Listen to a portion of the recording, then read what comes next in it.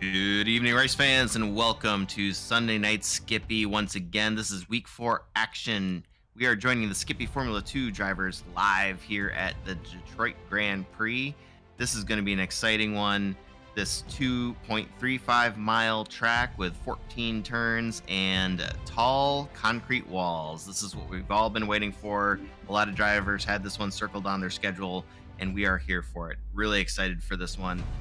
Great night to go racing here with a nice cool track, 67 degrees Fahrenheit. And yeah, looking forward to it. We've got Liam in the booth tonight. Liam, how are you doing tonight?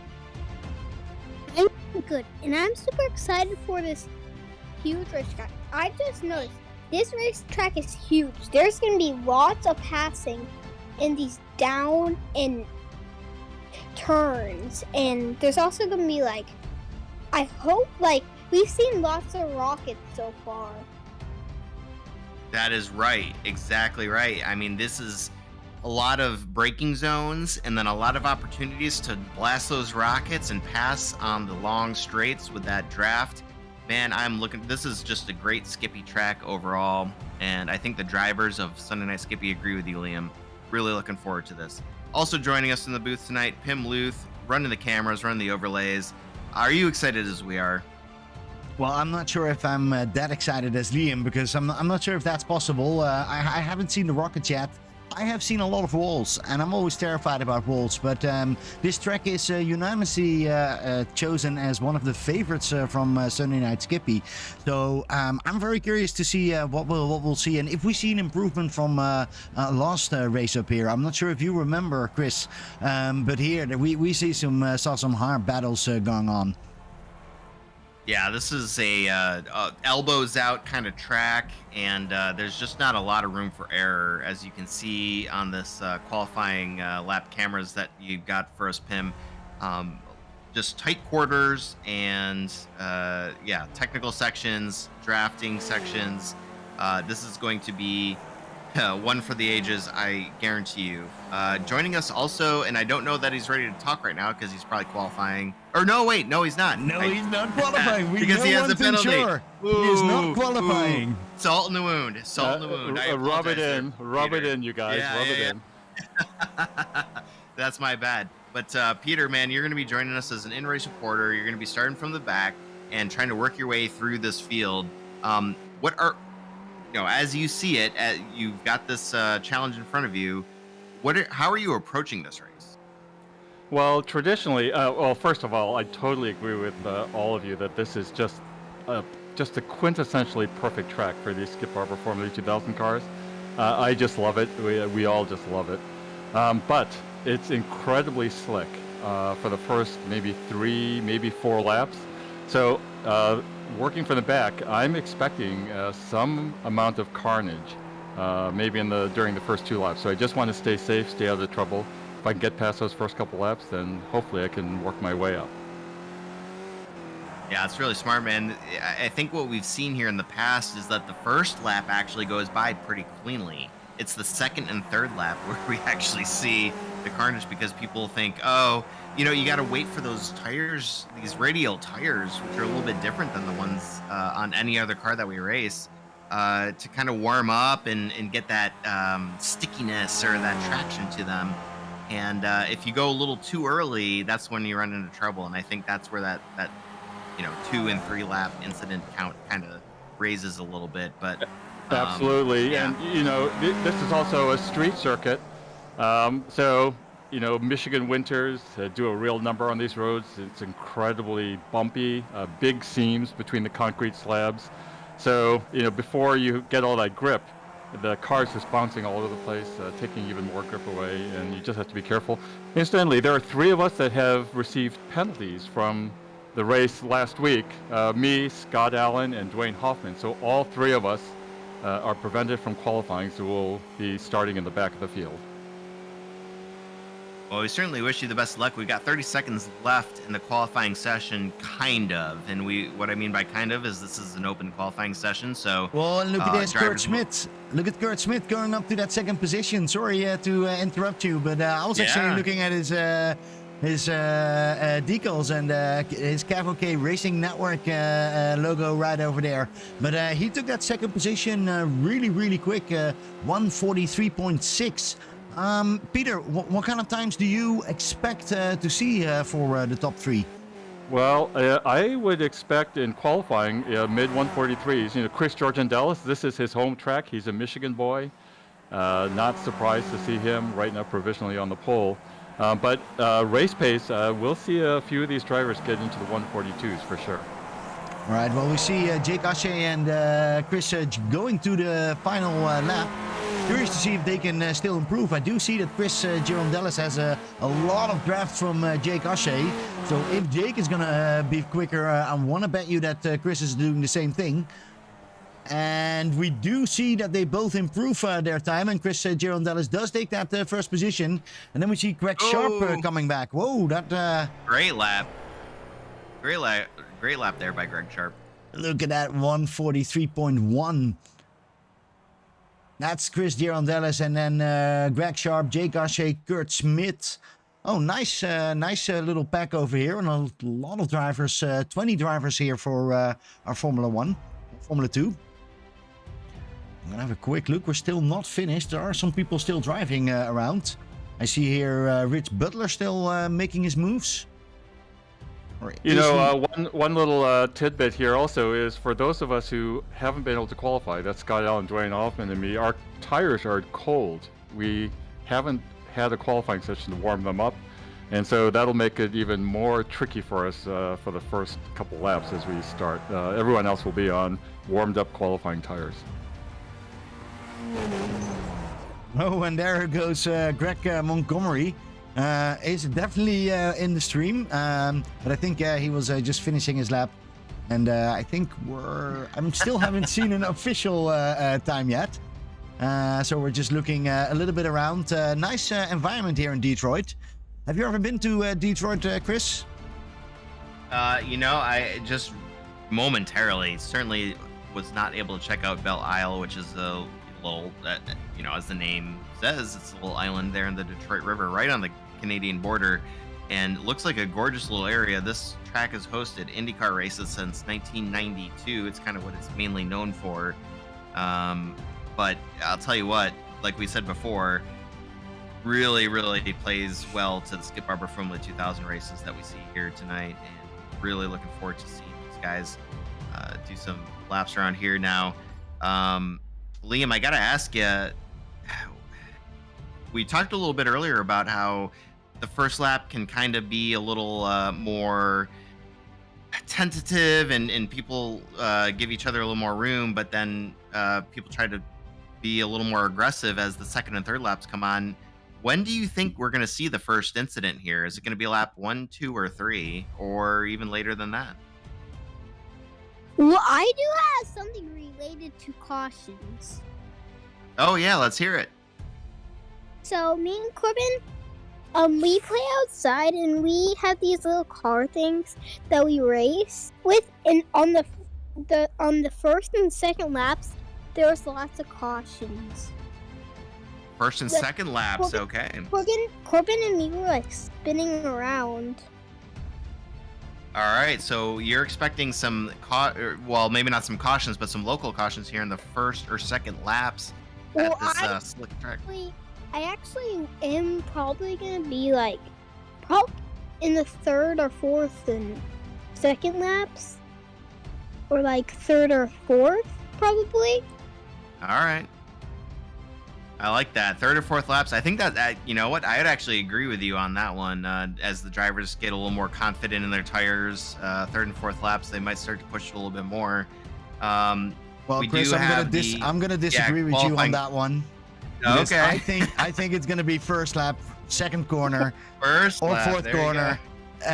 But I do see some new drivers that I want to point out. We see on the 17th position, John Lynch. I haven't seen him yet. I'm not sure if I was mistakenly, because we do get a lot of new drivers, but great to see them again coming up. Christopher Guzzi is, of course, back in Tim Holmes. is on the 20th position, so not even lost, because that's where Scott Allen, Peter Lee, and Dwayne Hoffman are. And I think even behind there we see Barry Stockdale and Justin Diven. A little bit further up, we did have a quick look at them, but let's go a little bit further. Chris Dallas took that first position, Craig Sharp second, and then we see Jake Ashe, Kurt Smith, Nate Strules, Dan Pagowski, and Chess Webber and Richard Reboya, which is also a streamer. Did you know that, Chris? I saw a link from him. Yeah, absolutely, man. And I think we probably need to have a discussion about how to promote these streamers a little bit more as we go on with the season. But we've got a lot of fantastic, entertaining folks who drive these SF2 races and SF1 races that we really want to make sure that they get featured, and you get the full experience to be able to watch through their eyes as well. I think but we are getting ready to grid here. All right, we're getting ready to grid. Let's go to the grid. Was completely forgetting that that part. It's tough. Yeah, we actually got a race tonight too here. But yeah, congratulations to Chris Girandellis with the pole position. Greg Sharp's going to start on the outside pole, and these drivers are going to take us down into that sweeping right-hand turn of turn 1, and then a quick left turn into turn 2. Really looking forward to seeing how these drivers navigate these first 2 turns, and if they can keep it clean. I've been noticing on the cars on the side of them, there's been lots of like SNS or Sunday Night Skippy logos on them. That's right. Representing the league well. Love the shout outs and also the cavalcade. We are getting the lights out here. We are going green, and the drivers are off down into turn 1. It looks like Chris Girandellis is going to get a fantastic start. Speaking of rockets there, Liam.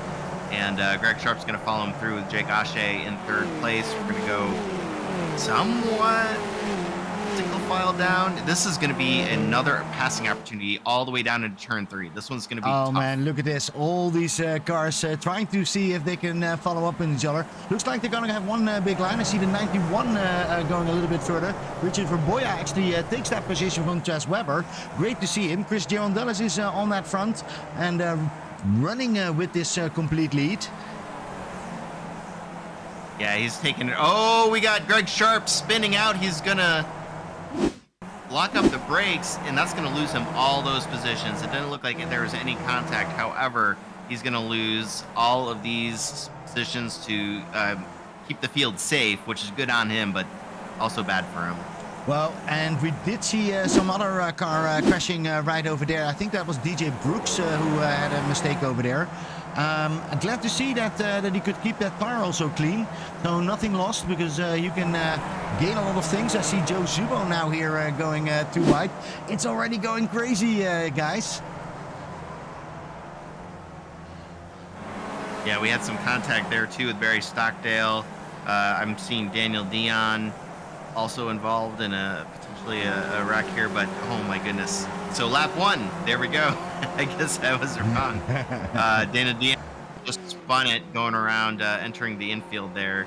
No contact once again, so he'll be able to right the ship and continue on. It does look like Chris Girandellis is going to take a commanding lead as Kurt Smith takes 2nd place away from Jake Ashe in a great manner there. It does appear that he will hang on to that as they go down through turns 1 and 2. And once again, though, turn 3. Oh no, we're going 3 wide. We're going 3 wide. Oh, man. Hey, you guys, I think I had a little bit of rear wing damage from Barry Stockdale in turn 3. Oh, and there goes Jake Ashe Okay. with Kurt Smith going after Peter. If you are coming into that corner, then look out, because it's still a big mess, and they're still waiting. Look at that, it's going to pile up over there. Is that Joe Zubo? I think that is Joe Zubo that actually landed over there. I think Jake Ashe is still standing there. What do you think, Liam? This was lap 2, so I'd say that's probably the first very, very large incident. I saw cars going on top of each other. That's right. That's not. Okay, well. Well, and we see something Exactly more, my because thoughts. We look at here, Christopher Guzzi is trying to defend Scott Allen, who's already 10 positions up. And he is like slicing through the cake. Has Michel Reback right in front of him. I'm curious to see if he can already catch him before the finish line. But he takes a complete different line. Wants to have a lot of speed in this last little piece of this section. Quick update, Rich Butler, Joe Zubo, Jake Ashe, Kurt Smith, DJ Brooks, all in the pits right now. So all involved here early in the incidents. Chris Girondellis taking an early lead of 3 seconds, kind of walking away from the field right now. Has the purple lap of the evening with a 1:44.7 so far, and just dominating this race. But we do have some great racing back through the field, no doubt. We've got P9, Rusty Ponberg, Craig Montgomery. Look at these guys going side by side down into turn 3. Yeah, and then you think you're done, because right behind there, Michael Reback, and I think that is Christopher Guzzi. Greg Sharp is still in there with his big incident. Look at that, he's already completely back over there in position 13. Yeah, Michael Reback leading this whole group here of Christopher Guzzi, Greg Sharp, and Peter Lee just behind them. We heard him chime in there. We apologize to Peter for cutting him off. There was a huge incident as he was trying to talk, but it looks like he's missing a front wing, leading John Lynch and Barry Stockdale around. Well, Peter looks still as steady Eddie. Doesn't need to look out because he has that John Lynch right in front of him. And while I say that, I want to go to the fight in front of him. Christopher Guzzi and Michael Reback. Greg Sharp is now actually overtaking Christopher Guzzi. Look at that Sparkbucks. I know that he's a Scott Bell member because, when he does hit the wall, he hits the wall. Oof.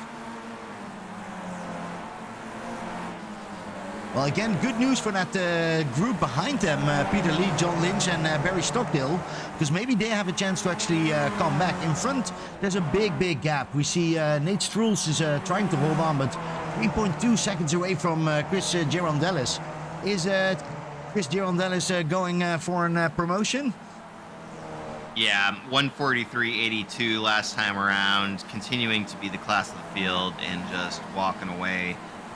Let's look here, Richard Broha for third and Chaz Weber just behind him as they work their way around the statue turn there of turn 3. This one's going to be interesting. And right behind them, oh my goodness, we've got slow cars. Barry Stockdale's crashed. Yeah, and we do see that Melody is taking some charge over there. It's going behind Joe Zubo.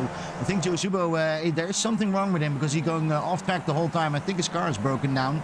And this way, Melody needs to now come up with Greg Montgomery and Rusty Pontenberg because they have a little bit of a gap. P4, we got side-by-side racing action with Dan Pagowski and Chaz Weber as they go into the infield here. Wow, what a move. What a move. I don't know how they made that move. It was possible. Yes, it was possible. And then you have also Jake Ashe over there, and Jake is really gentle and lets them go by. And now they're all behind Dan Pagowski, who needs to look out. And, look at that, Dan has a little bit of damage on his wing. Sometimes that even have benefits, but currently he's holding off Chaz Weber, which is impressive. But right behind there, I have to say, also very good, our Ian Worrell. Yeah, Ian hanging tough here. He's up 3 spots. Go ahead, Liam.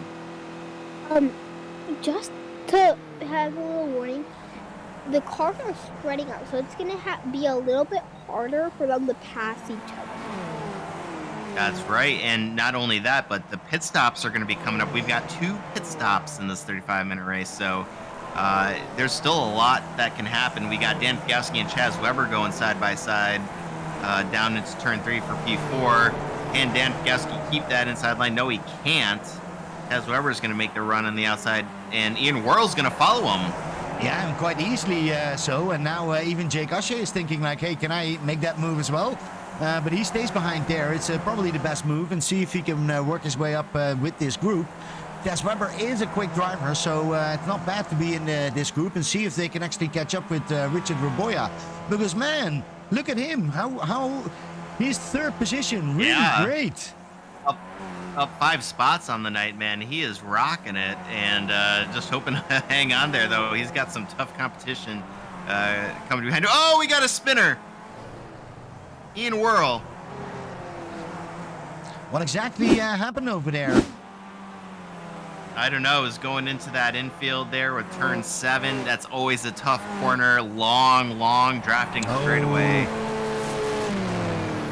He actually just overcooked it into that corner on that inside line in that fight together with Daniel Pagowski. And yeah, that does gonna cost him quite a bit. Because now Dan Pagowski is on his own to catch up with Chaz Webber, who's in front of him. And this is all good news for Richard Raboya on that third position, because he can run away a little bit and try to see if he can get any closer to Nate Struls. Because he is coming closer. Is that me, or let's have a quick look at the lap times? I think a little bit. Raboya And is we've got losing. a great battle here. Yeah, go ahead. Oh, sorry. Michael Reback, Christopher Guzzi, for a battle for P10. There's a lot of drivers that are up a lot of positions right now. Unfortunately for Greg Sharp, who had that early race incident, down 13 spots. Kurt Smith down 16 spots. Jake Ashe down 18 spots, opening up a lot of opportunities for some of these drivers to really make an impact tonight. And yeah, Michael Reback and Christopher Guzzi putting on a heck of a show, as is just ahead of them Craig Montgomery and Melody Chance. These two drivers are getting really close to each other, and I think Melody might actually have a little bit of a run on Craig Montgomery as we go down this long drafting straightaway into that turn 7 where we just saw Ian Whirl spin. I just let John Lynch by. It was a little erratic, and I just want to survive for this first fuel stint. Well, a little erratic. I want to, when I hear that, I want to see that. And right in front of him, it is Michael Reback, who's now trying to overtake. Wow, nice move. I really thought he was going to overcook it right over there. But Michael Reback takes that position quite nicely from Christopher Guzzi. And is now 6 positions up to position number 10. It's in that top 10 that he so finally wants and deserves, basically. But he's up here, 10th position, and Christopher Guzzi right behind him. Well, and let's look at this. Chris Girondellis, our race leader right now, pulling to Jake Ashe. First one down pit road. Ooh, what do you think about that, Liam? Already going into the pit. Is that not too early? I think that's probably a good strategy, probably. Oh, all right. Well, then if you're the expert, so then it probably is a good strategy, and it is, of course, not someone. It's just, I didn't expect it, but Christian Dallas is back on that 9th position. Let's see what he can do. We also see Greg Montgomery going in. Pit window is open. Pit window is open. Yeah, Liam Melody was that. Chance. There you go, yeah. Christopher Guzzi, John Lynch, and Dwayne Hoffman all down pit road. So early takers here, trying to out Ashe, Jake Ashe, basically. Yeah. That's the best one. But Nate Struls doesn't do that and doesn't believe in that and is currently on that 1st position. And it's also worth something. Maybe not in points, but in honor, definitely. Nate Struls, we've seen a lot of times last season as a very quick driver. But it's great to be on that 1st position. And he's definitely want to stay out for a little bit longer. One person we haven't talked about in P3 right now still has to pit, of course, but Chaz Webber set the purple lap of the evening so far with a 1:43.75, sitting in 3rd position up 4 spots. Again, and still has to pit, but looking really, really strong tonight. And he's going to be, he's always one to watch as we see Richard Raboya go down pit road. No, this is now exactly what he was doing. Richard Raboya, he was just waiting for him to go into the pit. He's not going to pass him. That's going to cost him too much. He's now just driving along up here. I think, let's have a quick look on the battle box. Yeah, I think that's Tim Holmes that he's actually passing right over here. And gives a nice overtake. A nice move from Tim to give room over there for Chaz Webber, because he's a fast driver and he's currently 4.3 seconds behind Nate Struls, so a lot of work to cut out for him. But how is Chris Girondellis doing? Was it a smart move to already go in so quickly? He's now right behind Joe Zubo. Yeah, so Chris Girandelis is currently still your leader of the drivers who have pit. 1 through 5 right now, as they run, all the way from Nate Strules all the way to Michael Reback, have yet to pit at least once. So Chris Girandelis is your kind of reference point there in P6 to see where people are going to start coming out. Richard Boya is 6 seconds behind him in P7, also has pit. So Richard, I mean, shoot, he's currently running P2, assuming that they're going to pass all these drivers here who have not pit yet. Well, we do see right in the back, Barry Stockdale had a small issue with one of the walls, and I think. So yeah, Greg Sharp had an issue once again. He was so fast tonight, and it looked like going through turn.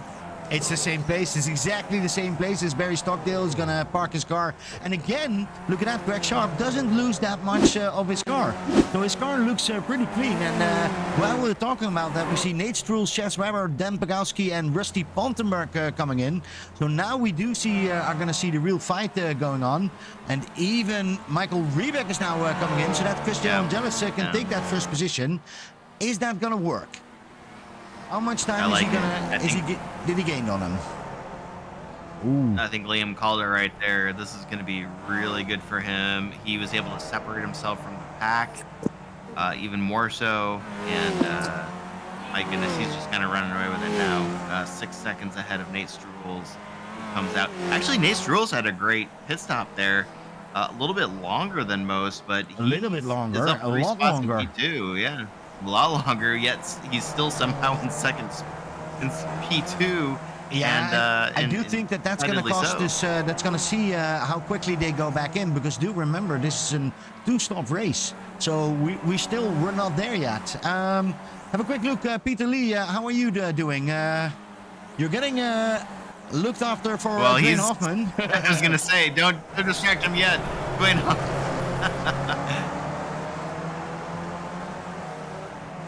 Hey, everything for the content. But, sorry, Peter. That was a little bit mean on that one.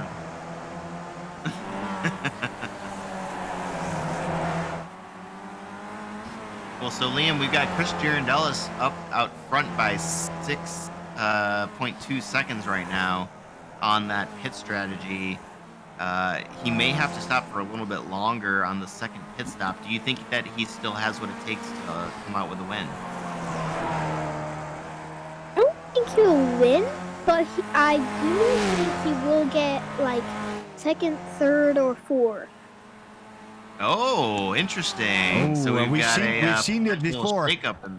I don't want to say too much bad things, but Liam, what do you think of his car? I think he has a new livery with these little yellow and dots on there. What do you think of it?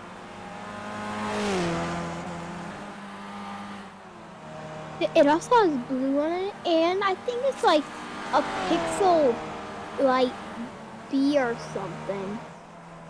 Yeah, but Chris, do you know what that livery means? I gotta look at it a little bit more. By the way, Nate Strules down pit road for the second time already, so that will be something to watch out for. But yeah, let me take a closer look here. How does he go in already for the second time? Yeah, I don't even know. So we've got a University of Michigan paint scheme is what we're looking at with the yellow and blue. Go blue. There you go, with Peter Lee in fierce agreement with Chris Girandelis. University of Michigan. I mean, it's all right, I guess. Fine. We're currently driving here along with our newcomer, John Lynch, and right in front of him is, of course, still Scott Allen.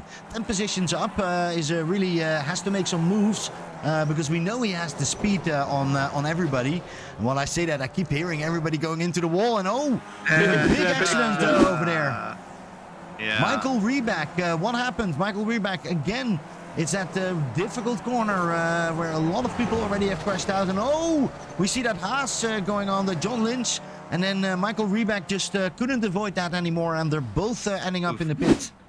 Oh, that's gotta hurt. Gotta hurt.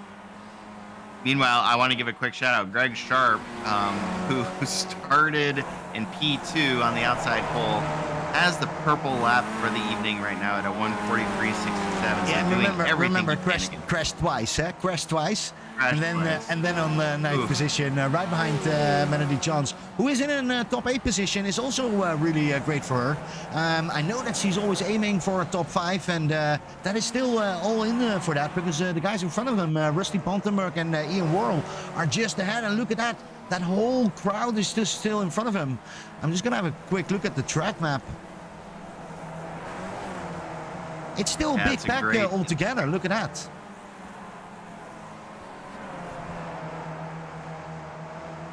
Yeah, Rusty Ponberg really having a great night. Up 8 spots right now. Not your hard charger for the evening. That would be Dwayne Hoffman up 11 spots there in P12. But Rusty Ponberg still got to be happy with his positioning right now. Ahead of Craig Montgomery. Always tough to do. And really just kind of putting the laps in. Had a green lap the last time around. So just setting personal bests on his way to a hopeful top 10, if not top 5 position. Yeah, I'm looking at Dwayne Hoffman, who has Joe Zubo right behind him. Love that scheme paint. I'm not sure if it's a Melody Chance one. It does look a little bit, yeah, I see a little logo. You start to recognize her logos now. You start to recognize her. Yeah. It's her hand on that one. But looks again a real nice one on that one. Well, look at Christopher Guzzi and P10. Oh, P10, Scott Allen. Yeah. Going side by side. Christopher Guzzi is coming, or is he coming back? No, I think he's hard defending against Scott Allen, who is now getting closer and closer. And then back up to the front, P2, Richard Boa and Chaz Weber. These guys are going to be going side by side down into turn 3. I'm sure of it, because look at this. Chaz Weber's going to have a great runoff. Trying to, although very good defensive line there. The 91 car. It looked very easy, and then it didn't. And Chaz Weber needs to back out on that one. Richard Boya has really moved up quite a bit in this season. I remember that he was in one of the later spots over there, definitely not in the top 10 up here.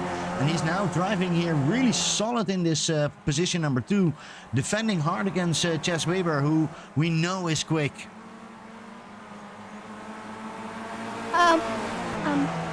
I know this is a little early, but do you have any bets on who's gonna win? Ooh, well, who's gonna win? Yeah, I think. I mean, the obvious one is Christian Angelos, right? He's got a 10-second lead right now. It's his race to win. I would be more interested, actually, Liam, if you would let me know. So we've got Richard Boya and Chaz Weber in second and third position. But if you look closely, Dan Pigowski is just right behind them, and there's still a huge battle here for those podium positions. Do you think Richard Raboya and Chaz Weber are going to hold on to the podium positions, or do you think that somebody else is going to come up and finish second and third? I think someone's going to come and finish second and third. I mean, that is a tough position to hold on to.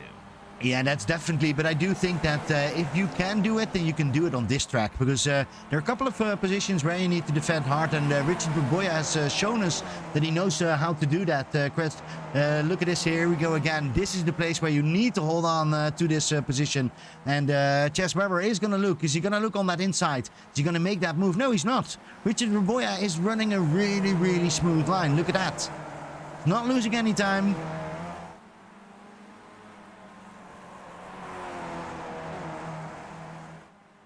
I love that picture, by the way. Yeah. Very great. Hey, Dan Pigowski just set the fastest lap of the evening at a 1:43.16.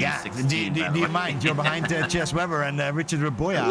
I can set 5 faster times if I want to do that. But no, great thing from Dan Pigowski. Is on that 4th position and is now actually trying to make a move here on Chaz Weber. Look at that. We thought that he was just relaxing over there, but he's actually. Still let Chaz Weber look in his back mirror. I think Richard Raboya just removed his back mirror at all. He's just not looking anymore. Yeah. Like, I don't want to see Chaz Weber the whole time. You gotta if you've got Chaz Weber and Dan Pigowski in your rearview mirror. I mean, there's just no other way to do it. And I it's mean, Chess these Webber. drivers. Look at this, Chess Webber. It's just showing every time. I'm here. He's not doing it, but I'm here. Joe Zubo crashed. Joe Zubo. Oh no, Joe Zubo. Uh-oh, Joe Zubo. Oh. Well, let's have a quick look where that happened. And I'm going to bet it's going to be on a wall. And yes, Yeah. it was on a wall. And he's standing there on a very, very uncomfortable way. And that's how Peter could see that, because Peter was coming by. And while we talk about that, Dan Pegowski and Ian Worrell back in the pit. Back in the pits there, Liam. Do you think this move by Dan Pegowski is going to earn him a podium spot pitting early? He's probably gonna get some places from the pit, from his new tires. Yeah, did you see how There you quickly it go. was? I do think I agree with Liam, because he was very quick out of that pit. It was a very, very, very short one, and he can actually now catch up some back markers over there. I see Dwayne Hoffman right in front of him can easily get into that draft now. That's going to be a great advantage for Dan Pegowski. Curious to see if the other guys are going in. How is Chess Webber doing? Because I think Chess Webber is getting really close to Richard Verboya, and is actually now Yeah, trying to they're make going that side by overtake. side. Look at that, and he does do that really Yeah. well. Richard Berboya gives him room over there, but that was because Chess Webber had that inside line, and great driving skills from them.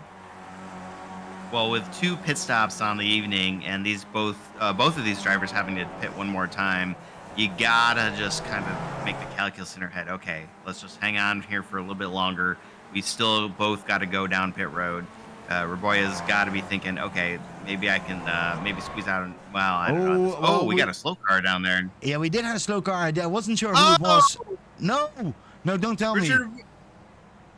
Richard Raboya crashed. Was that into the back of Chaz Webber? I don't even know what happened there. What the Well, heck? Richard Berboya was driving over there, and then there's this car that's standing still. I don't know who that is. And then Richard Berboya Oh, is and just Jake- shocking off that, and Jake Ashley says, I'm going to give you a little bump, and then suddenly we have 3 That's- broken cars over there. That's a little bit how that goes. And Okay, someone else is all bumping in right. front of it. Well, it's all very interesting.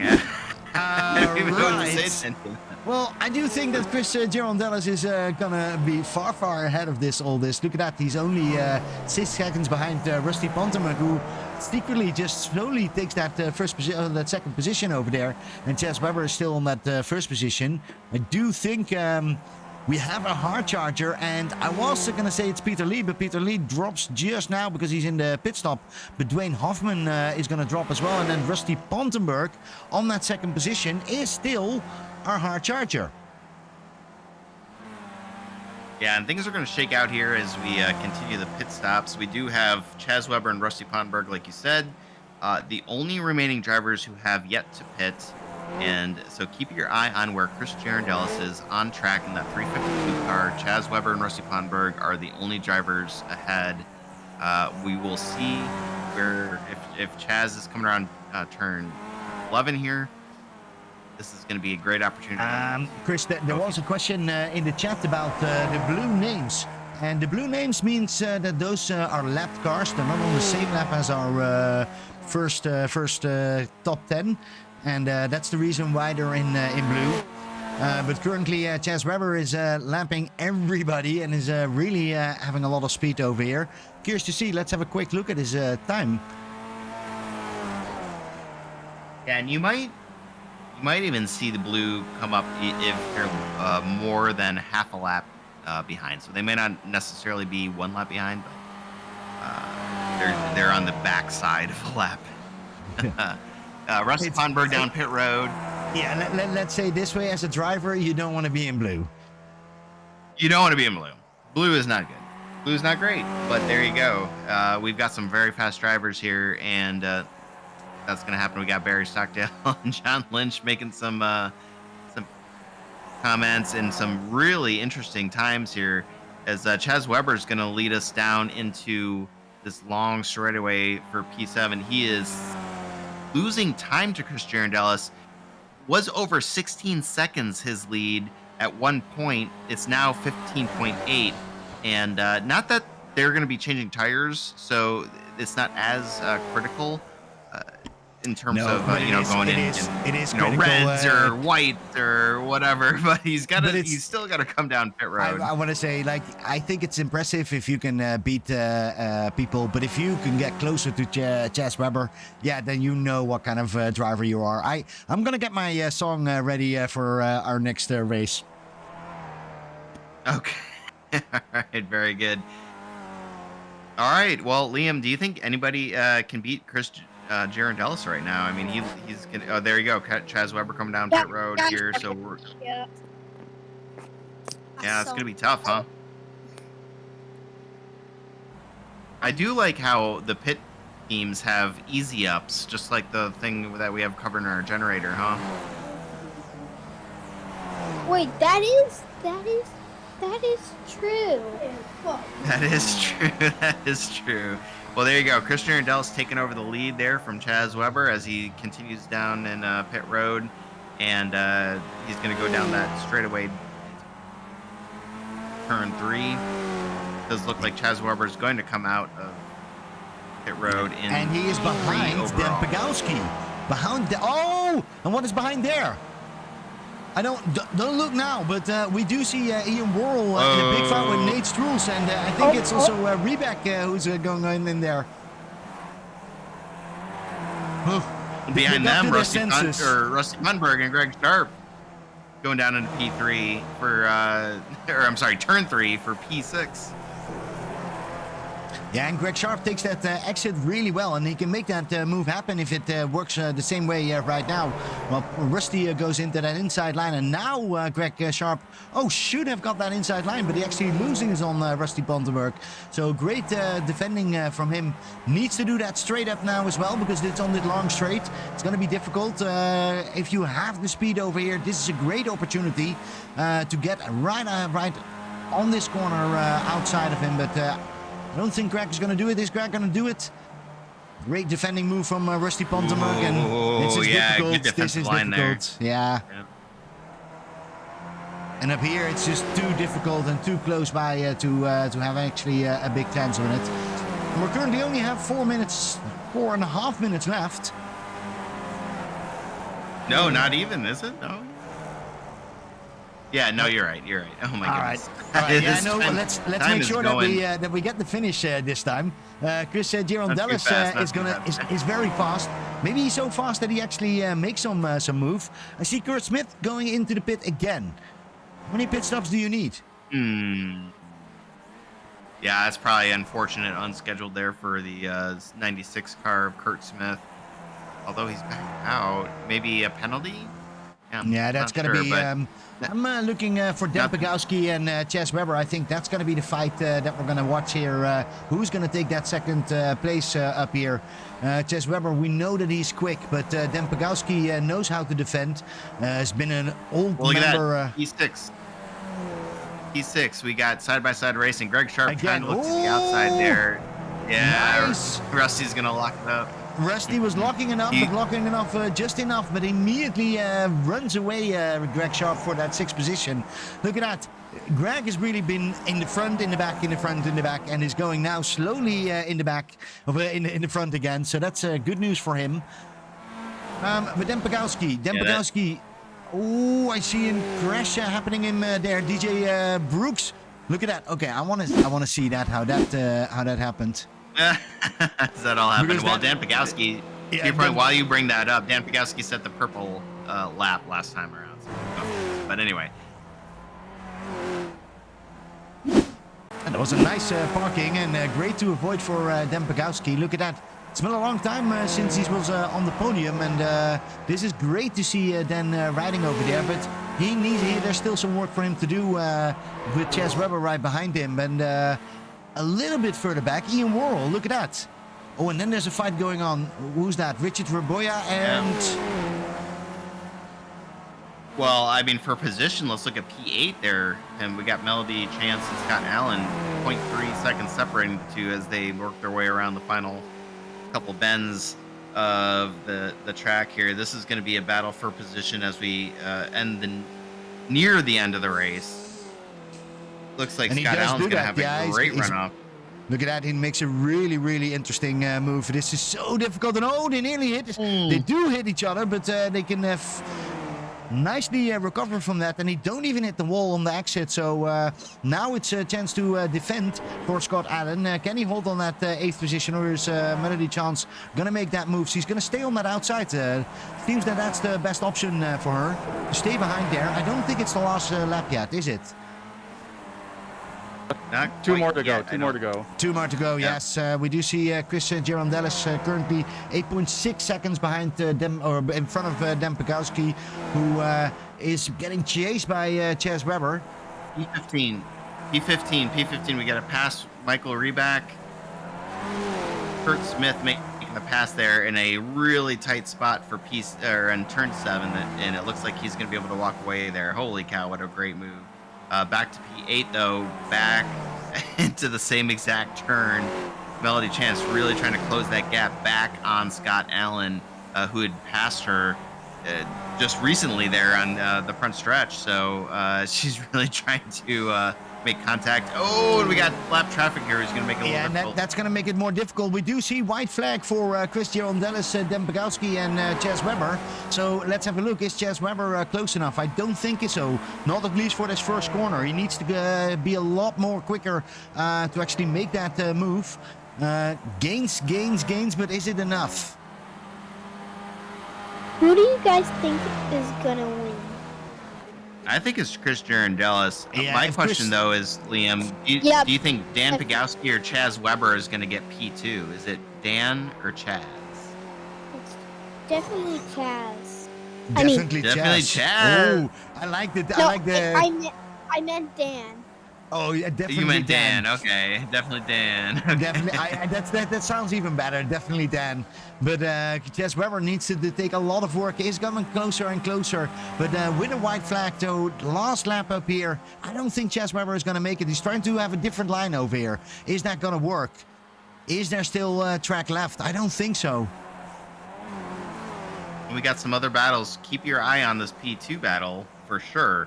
But on this timing tower, keep your eyes on Scott Allen for P8, and then Christian Fusi for P10. We're checking drivers. Well, they're on the long straight right now, so that's going to be a little bit more trickier. I go back to Chaz Webber, because Chaz Webber is getting closer and closer and closer, but also that last lap is there. This is not the place to pass anymore, and we see Chris Girondellis takes that first position. Again, I would like to say, and Dan Pegowski is really bringing that home. Hard fight, and nearly Chaz Webber, but no, it is definitely Dan who will take that victory. Takes that second position as a victory. It's been a while seeing us on the podium, but definitely worth it. Look back at P10 there. I'll call off the drivers as they cross the start-finish line, but Christopher Guzzi and Dwayne Hoffman in a battle. I was just thinking, look at that, and Dwayne Hoffman, he was pushing it too much, and he goes wide on that one. And that means that some people can still actually take some positions, including Peter Lee. Look at that, Peter is also passing him. Peter, you're coming into an 11th position. Sorry, Liam, what do you want to say? I was gonna say, the people are gonna put a lot of pressure on this last lap. Well, that's exactly what happened with Dwayne Hoffman. He was pushing a little bit too much, and while we see that Nate Struels is coming in, and we're just waiting for DJ Brooks to also be in here. And of course, we have a tradition over here, and the tradition is that the team is running always their parade lap. Peter, any inside news from your perspective? Yep, the race winner has just called for a parade lap on the back straight, so that's where we're assembling. A wonderful, wonderful tradition of sportsmanship. Great. Excellent. We love to watch it. So, Peter, while you're driving towards there, how was the race for you? Any it was good. I was hoping I could get a top 10 somehow, but P11, I'll take it. First lap was, there's a lot of bumping and shoving going on, but after that it was a pretty smooth race, very smooth.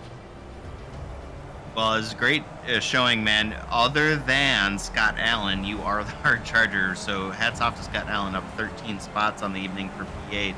But you showed up in 11 spots up in P11 there. So really great showing overall. Oh my I'm God! sure There it was a big crash.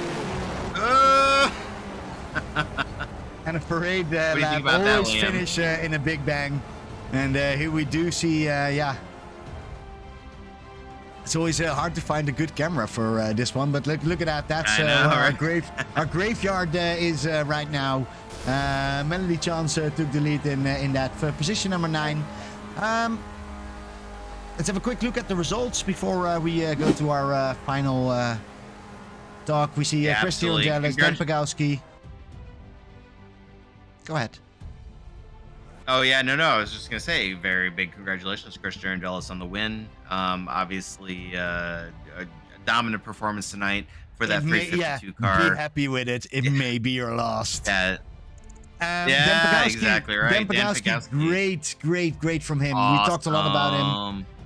Chess Weber, but also Ian Worrell. He's going to be in the booth, I hope, and we'll definitely hear his story. Richard Raboya, a lot of times on that podium, just slipped off of it by the end, but great top 5.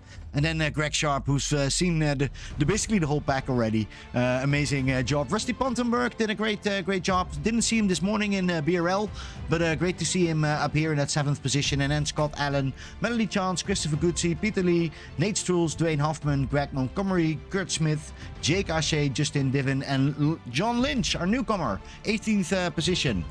So, yeah, we had a successful race. I think people behind there a little bit less successful, but we'll see them next race. For now, we're gonna go a little bit, take a rest, start our new league because Formula One is already practicing.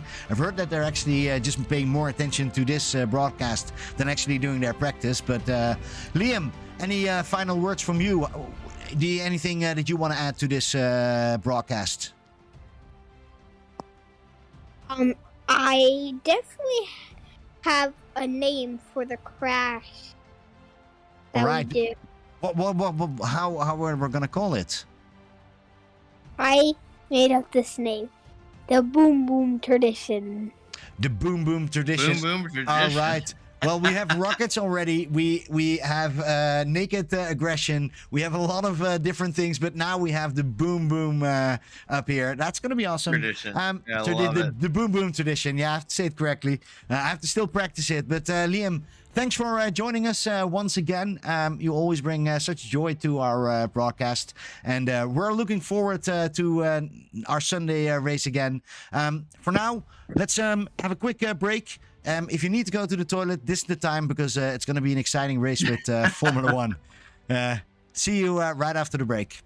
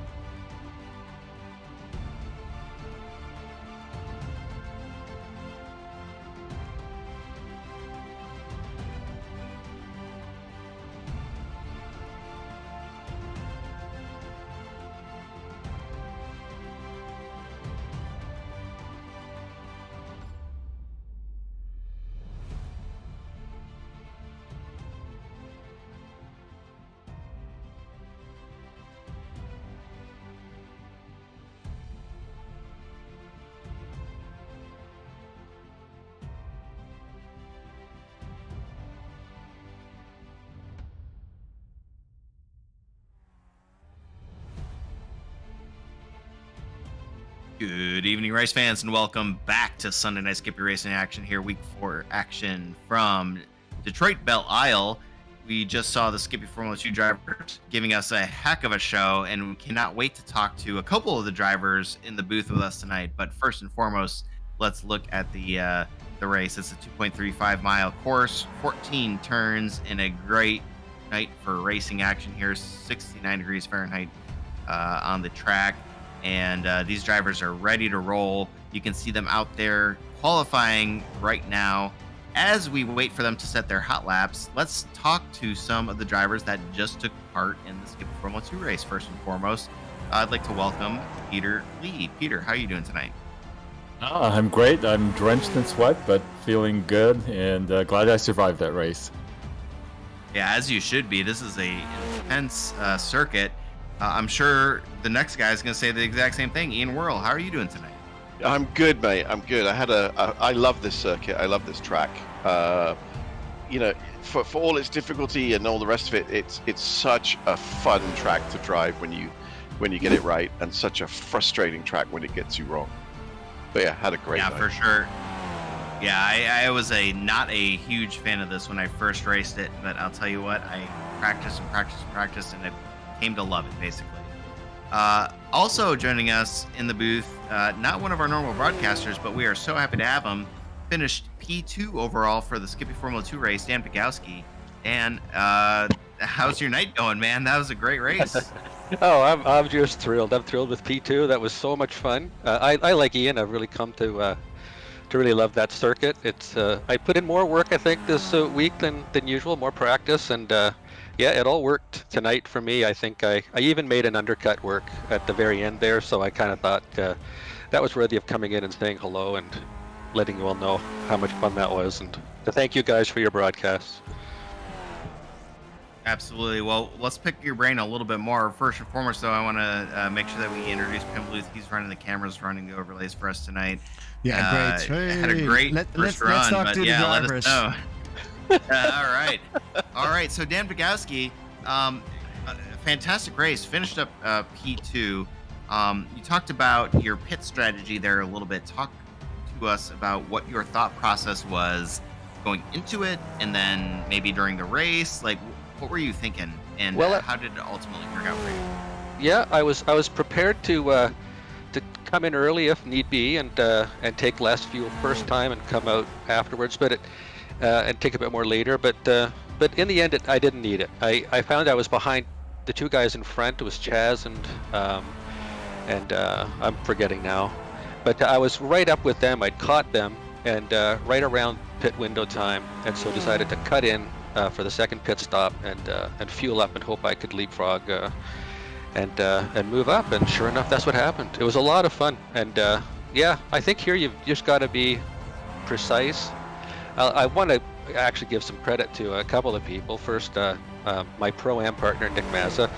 He was a great coach this week. Gave me some pointers and basically found a second in my time. I mean, that was just so thrilling to see those lessons work, and so that was just great.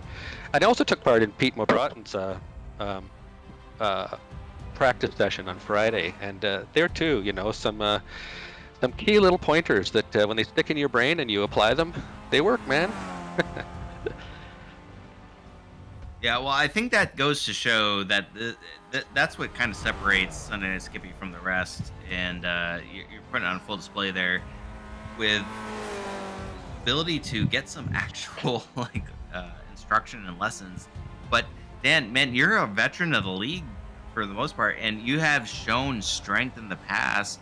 We obviously get a large influx of drivers and who are very, very fast, but you're basically telling me you were able to take that situation, take advantage of the lessons from the faster drivers, and come out with a P2, which you haven't had in quite a while. That's gotta be pretty exciting, man. Like, that's a lot of progress. Yeah, well, thanks. It did feel like that. It felt like a sort of a veteran's kind of move, applying a lot of lessons from races past and making them work. So yeah, I'm just thrilled.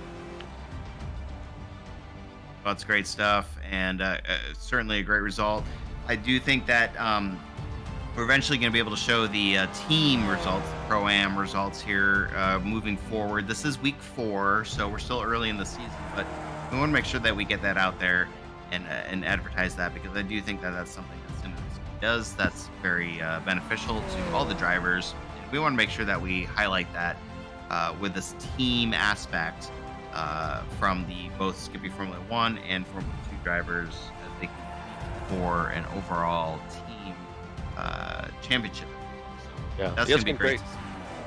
Yeah, it's been fun so Yeah. far, for sure. Yeah. Awesome stuff. Well, I mean, we're getting ready here. We basically elapsed the full time on qualifying. Leo Charov is going to hold down the pole position unless we've got some drivers who are nope, maybe not. We actually end. Oh Yeah, yeah, I we're think done. the qualifying session has Okay. just ended, and the drivers are now attending the pre-race briefing with the race director Joshua Dancy. So there you go. Leo Charver will hold the pole position. Congrats to Leo once again. Sam Devantier is going to have the outside pole. Tough position to be in on this particular circuit. But look at that. Michael McLeod holding down P3 with Carl Jonke right behind him in P4. This is going to be a great front battle. Chris Herrera, I'm sorry, Pimo O'Brien, and then Chris Herrera will be right behind them.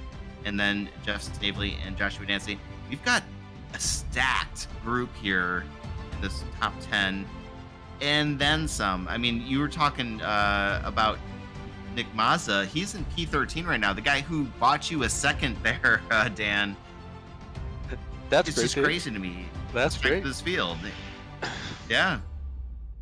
Well, and to that point, Chris, the top 13 qualifiers are covered by less than 1 second in their qualifying times. So incredibly close.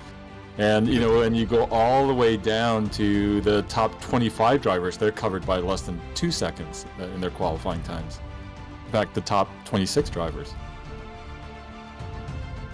Yeah, that's a great point. I think that's probably why we see that. This is going to be a fantastic race. And Dan, man, we'll let you go, but do you have any final shout outs or anything you want to give? It was a great, fantastic race from you. Love to hear from the second place finisher for Skippy Formula 2. Well earned. Thank you. Anything that you want to say to all your adoring fans out there watching in YouTube and Twitch? No, that's just, I'll just say a shout out to Team Elgato con la Pipa, my Pro-Am team, and thanks, of course, to the founder, Joe Decker, and my coach from days past. And it's still a resource to us, so thanks to Jeff Decker. And yeah, I'll say a thanks to my supportive spouse as well, my wife Kara. She bought my first Logitech Momo wheel about 20 years ago, and so I've replaced it since. But yeah, thanks guys. I'll go and enjoy the race. Awesome stuff, Dan. Yeah, the family that races together stays together. Great support there. And yeah, Jeff Decker obviously having some fun down there at the Long Beach Grand Prix tonight, unable to race in Skippy. We totally understand it, although we are judging him secretly. This is going to be a fantastic Skippy Formula 1 race as we are taking the grid here, getting ready for the green light. And let's see. It's going to be interesting seeing how they all get themselves sorted up going in, and the lights are on actually. And Yeah, here we go. holy cow. We're already A lot ready of to go there, Ian. And the flag is green, the drops, and off they go into turn 1.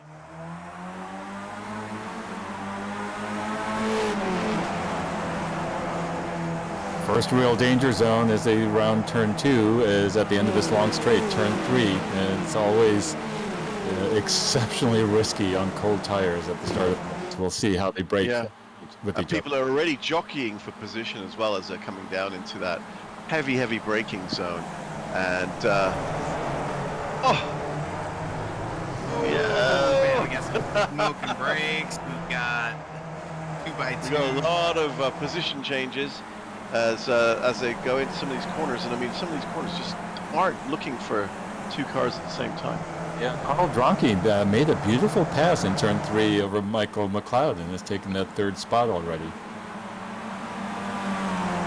Yep, Mike McLeod's down to 4th. which I'm kind of sad because he's my team member, my racing partner, or racing team member, or whatever it's called. So I was hoping to see him do. I'm still hoping to see him do well. And I have no idea. Oh, big crash, big crash. We got Tom Photos off. Going down there, that is a tough turn into turn 7. Boy. You know, I think, Ian, I don't know how you felt, but Ian, I don't know how you felt, but I felt that turn 7 was really the most difficult corner on this track. You know? Oh yeah, for sure. I mean, you get it wrong by a millimeter and you're in a wall. Yeah. Or you lose, or your tire gets ripped off, and then you get thrown into a wall. Yes. It's just, you know, oh good lord, double jeopardy. As we make the first full lap, Leo sitting down at 148 flat, pretty much, and they go streaming down the front straight once again. Yeah, it's still one long train of cars. Maybe there's a second group starting with Peter Nodwell in P16. You know, right side by side with Mike Bauer, Steve Dewar, Andrew Cole, Brian Perez, Aaron Law. Yeah, super tight group as they come down to turn 3. And meanwhile, up at the front, Pete McBride had a quick. And there's a huge pileup out of turn 3. Involving Peter Nodwell, involving Aaron Law, Ray Bartnikowski. Oh my and gosh. a few others. Looks like someone tried to get themselves going and just drove right across the track and picked up a whole bunch of other cars. The stewards are going to have fun with that, let me tell you. Yeah, it's, you know, and again, on cold tires, this turn 3, it's the hardest braking zone in the entire track. And, boy, it looked like perhaps Brian Perez and Peter Nodwell made contact. And then that gave Andrew Cole, Mike Bowers, Aaron Law, Jeff Trollope really nowhere to go. Yeah, that's Really tough, man. Gonna take out a lot of good cars here tonight. Oh, and my teammate, my Pro-Am teammate, Benjamin Harris, doesn't look like he's damaged, but he also got caught up in all of that. Boy. So we've got 1, 2, 3, 4, 5 cars in the pits right now. Back up to the front here, Leo Sharp trying to hold off Sam Devantier. This battle is really, really heating up. Charles Dronke waiting in the wings in P3 with Michael McLeod, Pete Morbrand, And Nicholas Matza. Nicholas Matza has spun coming out of turn 1. And Pete Morbrand goes very wide, and Herrera manages to sneak past him, and Snavely also gets past Pete because he went so wide going into turn 3. Boy, sorry, this is really unusual for these SF1 drivers to be showing these early lap jitters like this. What track temperature are we running? Is it like really warm or something? 67 degrees Fahrenheit, or no, I'm sorry, 7 degrees Fahrenheit. So not super warm. No. By any stretch, but yeah, I do think though this battle, all the way from P1 to P4 now, all these guys are under a blanket. Holy cow! Yeah, Leo Charov under huge pressure. And Max Giacomo back there, 9. Gurkin Demir. Oh and, yeah, no, Josh sorry, Dancy. yeah, for a minute. He's going to take it back from Josh Dancy. Gurkin Demir looking on with Justin Rebello at the tail end of this battle here. And holy cow, look at this. Max Giacomo in that teal 308 car. He had taken the position from Josh Dancy, but as we all know, Josh Dancy, not a easy driver to take a position away from as they're going to go around the start-finish line. But look at this. Oh. Pulls a little wide. He's been trying to take it on the inside, but I don't think he can make it yet. I mean, the tires, what are they on lap 4? The tires are now starting to come up to the right temperatures and right pressures. So, I wanted to ask Ian. Sean Tretiak has crashed in turn 2. Boy, I think that there's some slickness in the track. It makes me wonder if it's not really rubbered in to the extent that these drivers are expecting. And Jack DeGuacamo and Demir just drove past Justin Rebello. I don't know what happened to him. He must have gone a bit wide in, not Rebello, Josh Dancy, sorry. Josh Dancy went wide into turn 3 and almost hit the tire barrier. Had to climb out of it really quickly. And the 3 cars were able to just slide past him. Well, I wanted to ask Ian and Peter. Yeah, we got a great battle here for P1 through P4. So it's Leo Aftrough, Sam Devantier, Carl Dronke, P4. Then, 2 seconds back, we've got Chris Herrera, Jeff Snavely, and Pete McBride. So we've got a great battle here for the lead still. Nothing is assured.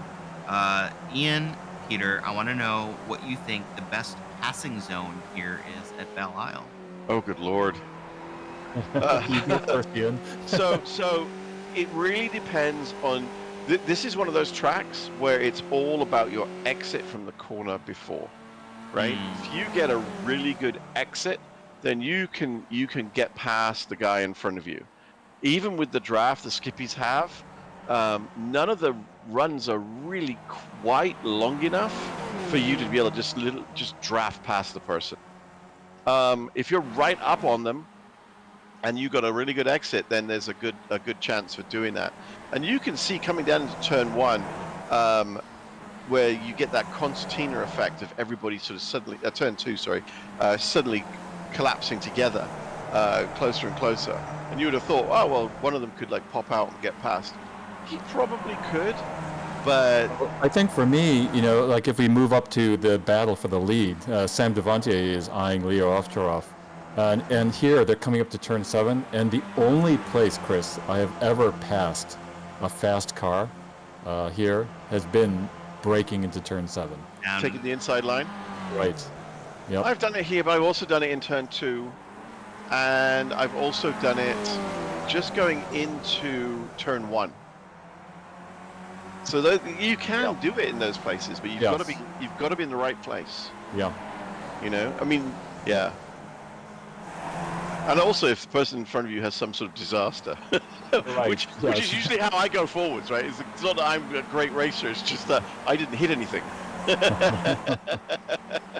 the people in front of me did, you know, or they slid or skidded or whatever. And I mean, that gave me the chance to get forward. Hey, listen, have you guys looked at this track map? We still have everybody almost in a single sector. Isn't that amazing? Yeah. Not a lot of separation we had, including Justin Rebello there in P9, who's trying to get back that position from Max Giacomo. Joshua Dancy is in hot pursuit.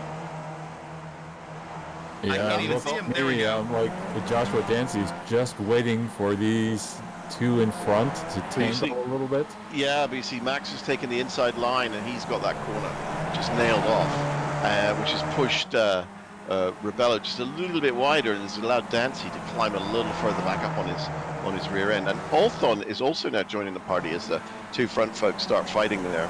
Yeah, that battle is slowing them down. It is allowing Alex Othon and Wansi Lin to catch up. Yeah, absolutely. And I understand that Yonsi, this is a bit of a new track for him today. Oh, look at this. Max Giacomo and Justin Rebello, they're going to go side by side. You guys were talking about this turn 7. That's it. Make That's the move to the the inside. favorite spot right there for me. Right into the inside. Yep. Nicely done. They are very close together. They really are. And Yancy Lin is getting closer and closer as well. So it's becoming another cool little train here. It's going to be a good question to see who's going to start racing in their mirrors and who's going to still try and just pop out on the guy in front. This is a nice corner here. It looks to me like Yancy Lin might have better pace than the 4 cars in front of him. Of course, he'll have to be patient if he wants to get past those cars, but he's looking pretty fast there. He is, you know, and I think someone was saying he hasn't had a lot of time on this track.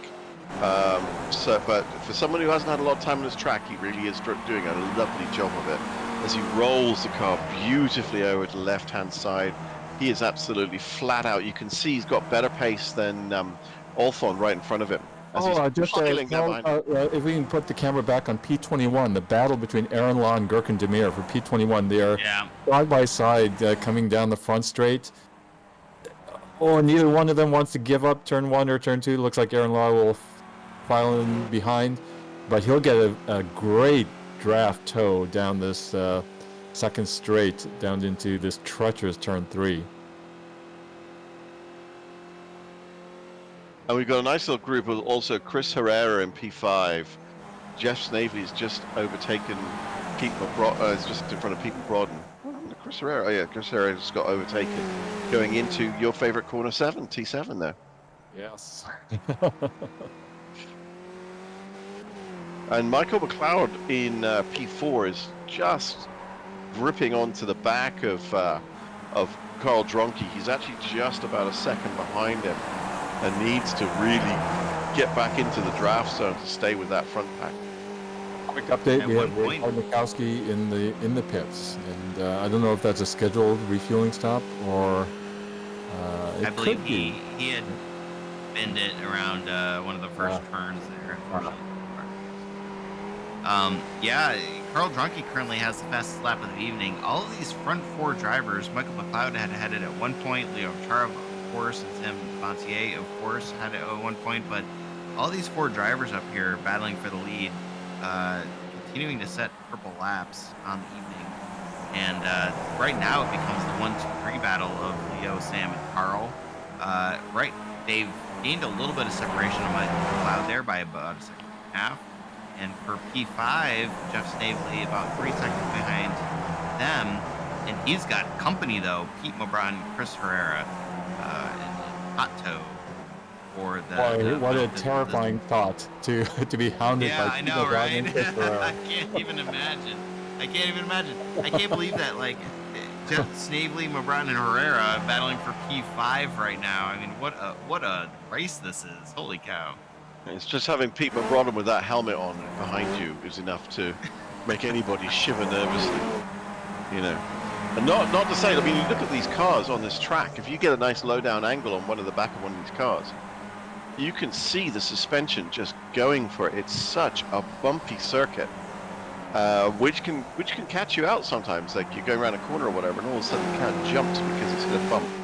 And, for P18, my Pro-Am pro partner and teammate Benjamin Harris just made a beautiful pass coming into turn 7, my favorite turn, over Dan Pagowski's Pro-Am partner Nick Matza. But boy, they are going at it back and forth every other lap. Getting personal.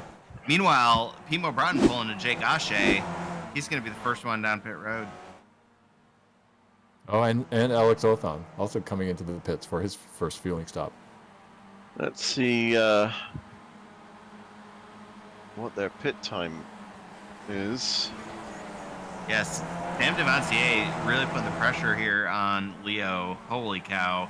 Carl Dronke also just sitting there waiting for his opportunity. I gotta wonder if these guys are just kind of holding out and taking advantage of the draft down these long straightaways. If they have any desire to try to pass Leo. I mean, obviously you want to lead some laps for the overall championship points, but man, getting that race win, it's got to be so smooth. So I don't know. We'll see what happens. We've seen this work in the past, you know, where if you're patient and you have the draft, you can really shorten your refueling stops, and that can save you a second or two, which is more than enough to kind of gain a position when you're this close. Yeah, the undercut on this track is quite strong if you play it right. And Josh Dancy and Mike Guacamo and Justin Rebello having a great battle as Rebello muffs it on that corner, and Josh Dancy almost runs into the back of him. I think they exchanged some of their wheel paint there. And, you know, right behind them, Yancy Lin and RJ McKenzie are pretty... Rebello dives into the pits. Oh, and Yancy Lin and McKenzie are all in the pits. RJ McKenzie, yeah. And Josh Redancy had a lovely run out of T1 and is starting to close the gap between himself and Max de Guacamo. As Chris Herrera is right up on the back of Jeff Snavely now. And yep, more takers for refueling. Nick Matza, Brian Perez, Aaron Law. Yeah, we're running lap 10, so it's about the right time to really be doing this. All the cars will come out a little bit heavier. You know, Ian, how did you feel about it? I actually thought that fuel load actually made a pretty big difference at this track. Oh, huge, huge. Yeah. You know, you have to back off your braking points. Yeah. You have to back off your braking points a little bit. Yep. You have to back off your acceleration points a little bit. I mean, one of the other things to look at as we watch any of these cars go around is you're running on so much different types of surface on the one track. There's rough asphalt, there's smooth asphalt, there's polished concrete, there's rough concrete, you know, and all of those affect the grip of the car slightly differently. You know, you've really got to pay attention to where you are on the track. And of course, the ever-present walls, which are like, you know. Oh, there's a great battle for P16. Mike Bowers has Justin Rebello achieving overlap, coming into my favorite corner, and Justin Rebello very easily makes the inside move pass. Can we call that the Peter Lee pass at this point? You can call it whatever you want, Peter. Yeah, we get Charoff, McLeod, Dronky, Herrera, and Snavely are all in the pit. Literally everybody but Sam Devontier, Ian. That's Sam right. Devontier Everybody else is in here. Now the question is, and Dronky's on his way out. Charoff just barely climbed out in front of Carl and McLeod, and it looks like they short fueled just a tad and have probably picked up a couple of positions there. Yeah, it'll be very interesting. So I would assume that Sam Devontier will have to pit this next time around, and so we'll get a pretty early indication. Yeah, and Pete McBride, and so if they go as it looks like you'll have Leo in first, Carl Dronky in second, McLeod in third, McBrotten in fourth, Herrera sixth, and Snavely seventh. Is gonna I lie. What am I talking about? Yeah, Charoff, Dronky, McLeod, McBrotten, Herrera, Snavely, Demir are going to take your first few places. Very amazing. I love it. Yeah, of course there is another pit stop to come, so more games and shenanigans. On Sam Devontier as he comes around the final corner before the pit entry road. Let's see if he comes in to the pits this time, and he does. And so Sam Devontier coming in for his first refueling stop.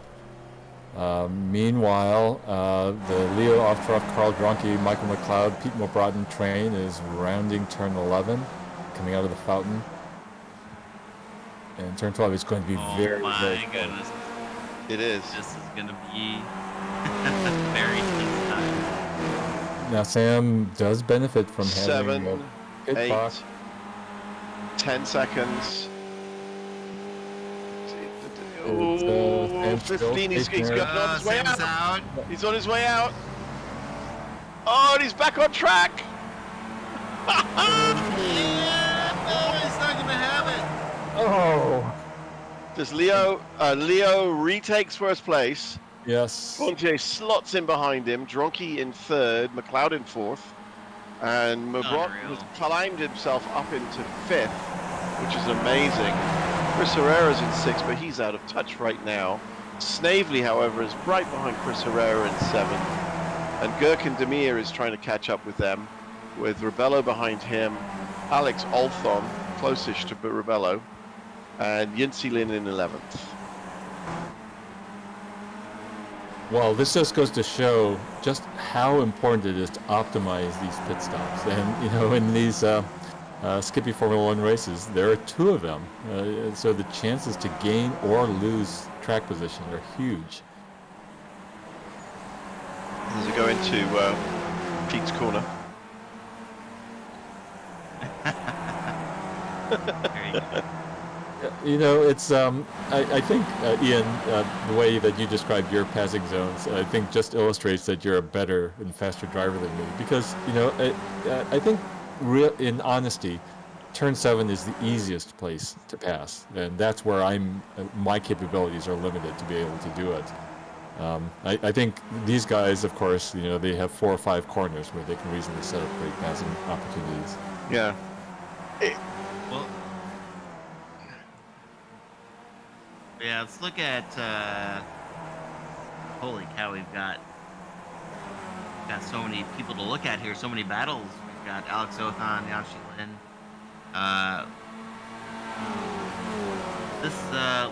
Lin in the 11th position here. Actually, Joshua Dancy holding on to the back of this group.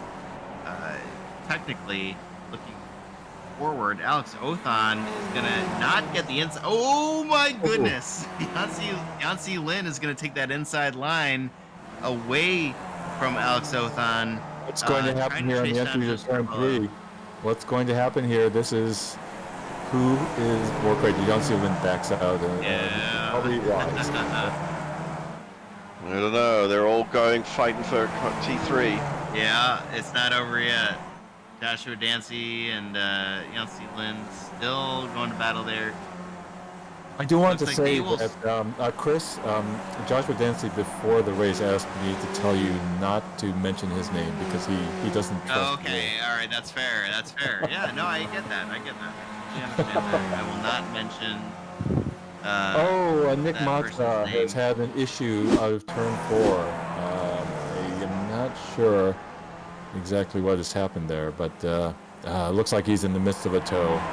Oh, Yeah, man, that yeah. sucks.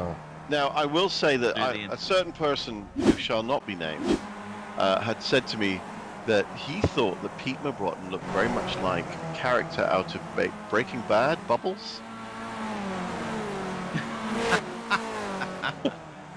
Well, Is that correct? well, I don't know about that, but he had a purple lap for the evening so far, up until the time that Sam Devantier just broke it by 0.06 seconds there. Yeah, we got Pete Mabrotten really passing Cloud there, who looks like he made contact with the wall. Unfortunately, for that 115 car, he was really, I mean, great pit strategy for Michael McLeod. Was really up on that top group, and he We find have himself once back again. in Alex Othan making a move on Justin Rebello, coming down to turn 3 and easily makes the pass. So now Alex Othan has gotten past Justin Rebello for that 9th position. Yanxi Lin, Joshua Dancy still in hot pursuit. Oh, and it looks like Jeff Snavely hasn't had an issue out of turn 6. Oh, he did. He's got no back wing. Oh. And he is driving himself back to the pits, limping in limp home mode at the moment. As did Michael McLeod, by the way. Oh, in fact, Jeff Snavely got caught up in Michael McLeod's thing there. Very unfortunate for Jeff Exactly what Snavely. happened. Yep. Well, Alex Othan in P7 is going to lead. Look at this train that Alex Othan's leading. Justin Rebello, Yanxi Lin, Joshua Dancy, Jeff Snavely. Holy cow. Just behind them, we've got Max Giacomo in P12 leading RJ McKenzie by 0.28 seconds. Oh, man alive, these guys are getting close. It is so tough to follow the action there. Chris Herrera, slow on the track. I'm not sure he's in limp what home mode. happened there. He got caught up in that Yeah, same thing with people Got caught up. with McLeod. Oh, that's right. McLeod That's right. You were basically, saying that. in turn 6, he went a little too close to the inside wall, bounced him up and over and out into the outside wall, which then spun him around, snapped a wheel off, right in the path of the other guys. All right. Well, back to P5. There Gurkin we've Demir. got, wow. Gurkin Demir up 5 spots. Well, I'll tell you what, though. Look, check out this top 3 position here. Leo Avcharov, we try to go through the field, absolutely, 100%. But Leo Avcharov is still under pressure. Leo, as fast as he is under constant pressure from Sam Devantier and Carl Dronke here. These 3 drivers really. Oh well, no. I'm sorry, No, 4 4. drivers. I Pete hate to Mabrotten leave in it. there Yeah, now. Pete Mabrotten. Yeah, look at that. He's right back up to the tail end of this pack, and he's like, "Hey, don't forget about me, boys." So Yeah, and then there if you go, go we've got a battle. go back to Mhm, go ahead. P10, you've got P10, P9, P8, P7, P6, also in a great battle. I've just gone through turn 7 to turn 8, into turn 9, into turn 10, and they're all just one behind the other. Nice snake going along through there. And it's going to be interesting to see how they get through turn 1 and if anybody can make a pass going down into turn 2.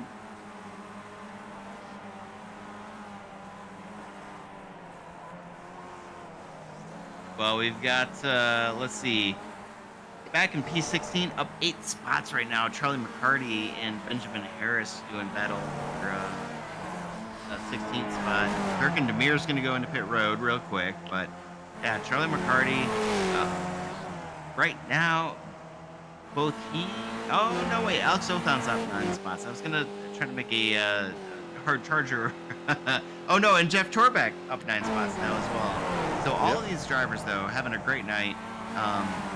Well, and Charlie McCarty is now up 9 spots because he just made a pass for position for someone who was ahead of him who was pitting, and so we've got several drivers now, including Charlie McCarty, just having a steady race, making up positions, 9 spots. That's pretty impressive. And as you Alex talked Hoffman's about, up Peter, 9 spots as well. Yeah, just the consistency, right? I mean, that's really what it takes. Not running into the wall and doing all the Yeah, things that that kinda you need helps. to do. That kind of helps. Yeah. So to Jeff be able to Snavely do that. takes a Charlie McCarty- move on John Dancy going into Pete's corner. Makes it stick very nicely. Now he's up behind Yancey Lin. Joshua Dancy just easing off and sitting back a little bit.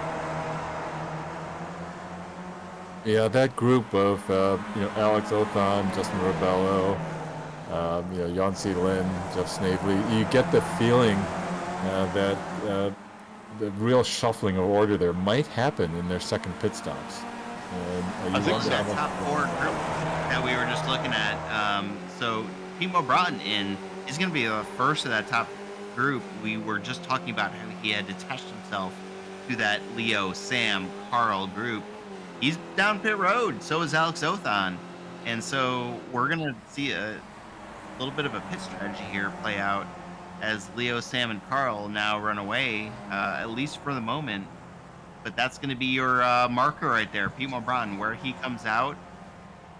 He's Keep your coming eye out in P11, right that behind 515 Steve Dewar. car.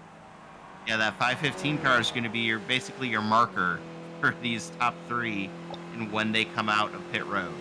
So keep your eye on that 515. For the viewers that don't know, the pit lane has a speed limit, and it's a very strict speed limit. You can use a pit limiter. These Skippy Formula 2000 cars are equipped with one, but the pit limiter is a little bit conservative. You lose maybe 1 mile per hour to the speed limit, and so most people really try to be more aggressive than that.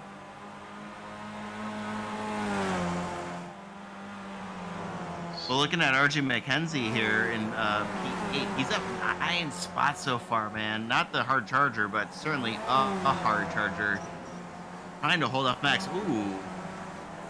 Well, and RJ, Sorry, Mike. was a graduate out of the Skippy Formula 2 ranks, had his first top 10 finish, I think just last week. He's right now on track for a second one, which is just fantastic.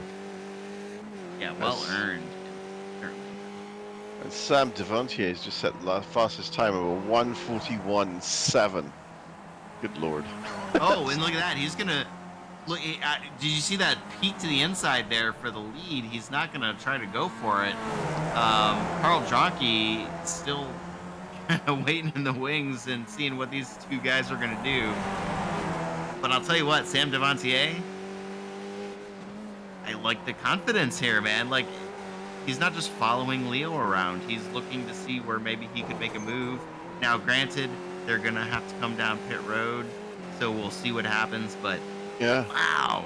Now the question is he just following behind and conserving fuel so he can try and undercut Leo in the gas stop, or is he pushing Leo to try and get Leo to drive more defensively, which will make him drive slower and give him the chance to get past him? Well, right. And if there's one thing we know about Leo, it's not that he's going to get intimidated by anybody. So, I mean, best of luck, I suppose. But yeah, I would want to basically stick to his gearbox, get the advantage of the fuel draft, if you will. Maybe you could spook him. I wouldn't say spook him, but it's more like, you know, if you're continually right there in the looming in the wings, you know, in the mirrors, it does, you know, you do keep looking to see where that person is, you know. It does add a level of stress, I guess, to your drive. You know, you've got to know where those other people are. As Pete's pulling wide. I would agree with you. Oh, look at this. Oh, what's he gonna do? Yeah, look at that. No, he's backing out. Donkey. Okay, yeah, there you go. Yeah. I was just about to say, like, you know, what you're saying is absolutely correct, Ian. I do not want to disagree with you at all. I 100% agree with you. However, with Sam Devontier in your gearbox, like, it's almost like the opposite problem. You know that he's not going to run into you. Like, you know that he's a skilled driver. You know what I mean? Like, if it was me, then you're thinking, oh my God, if I make the slightest mistake, he's going to be past me. Yeah, you know. Well, that's true. In my first fuel stint in SF2 race, there was a driver behind me who I didn't quite trust, and so I decided to let the person pass. And then it did happen, actually, that person had a bad accident. And so sometimes you do have to think about these things, but I agree, none of these drivers are prone to having accidents like that. All right, so we're going to look back here at Justin Rebello here for P16, having a great battle with Yancy Lin. And these guys going toe-to-toe for that 15th spot. Man, look at this. 3, actually. Mike Bowers, let's include Mike Bowers in this battle. He was involved in an early race incident as well and recovered nicely here for... and Leo's jumping into the pits, right with there you Carl. go, and Carl. Justin Rebello is getting a great coming now on the outside, coming into turn 7, and he's gotten past, is out braking. Oh, and missed. Man, what a move! Is able to hold it together. Wow. Now, Carl started fueling, just so you know. Like 2/10. So Carl's on his way out already. And Leo's on his way out. Oh my God. Jeff Snavely managed to get in between them. No, he didn't. Sorry, my bad. Carl was not able to leapfrog. But, yeah, he was a full second quicker. Well, no. Matt Jackbo, Steve Dewar, Brian Perez, Charlie McCarty, these guys are all down pit road for their second stop here. And we'll see what happens, but... Oh, meanwhile, it looks like Yancy Lin wants his position back from Justin Rebello. Going side by side. Look at these two. 3. Yeah, who's going to break first? Oh, Yancy! Oh, he's a bit deep! He's a bit deep! They're going to go too wide into turn 3. Yeah. But he hits the wall! He taps it! And Mike Bowers goes, I'll be there! Oh, wait, who else is this? Someone else is joining the party. That's Max Guacamo's like, and yes! Chris. Oh my God, that's so cool. Team running on FD back in the house here. Look at this. Boy, you know, usually when you tap the wall that hard, you have steering alignment issues. You wonder if Yancy suffered some damage there. Devontier is jumping into the pits. Yeah, Devontier is in the pits. He is now in pit road right now. Let's go. Let's see. Jeff Snavely, Joshua Dancy, both down pit road as well. Leo Aftrough coming around the final turn. He's going to pass start-finish line right meow. Sam Devontier is out of the pits. Looks like Leo's going to have the momentum on, as is Carl Dronke. Carl Dronke having a great race today. He is. He's having an awesome race. You're seeing Andrew Cole also, you know, has now inserted himself in between Sam Devontier and Pete McBride. Andrew's running in P22, but quietly having a pretty solid race, and you know, has been on a little bit of an island, but now that he's kind of caught the draft of these front runners, that could really be a benefit for him. Well, I hate to say it, but the battle still remains. Yancy Lin here in P10 for this final top 10 position. Max Giacomo, Chris Herrera, right behind him. Yeah, I think Herrera has to pit again. Herrera has to pit again, though, so he's not really there. There you go. He last pitted on lap 10. So, Quick update: Jason Green has completed his second refueling stop and has re-engaged in the track in P20. Well, there you go. Joshua Dancy and Alex Oath on the other close battle on track right now. And I'll tell you what, man, this is awesome to watch. Alex Oath on graduate. Joshua Dancy, absolute master of this car. Great to see. This is fantastic. I love to watch this, man. These guys are going to go to battle here. Looks like Dancy's going to lock up the right front there just a little bit and out of the field.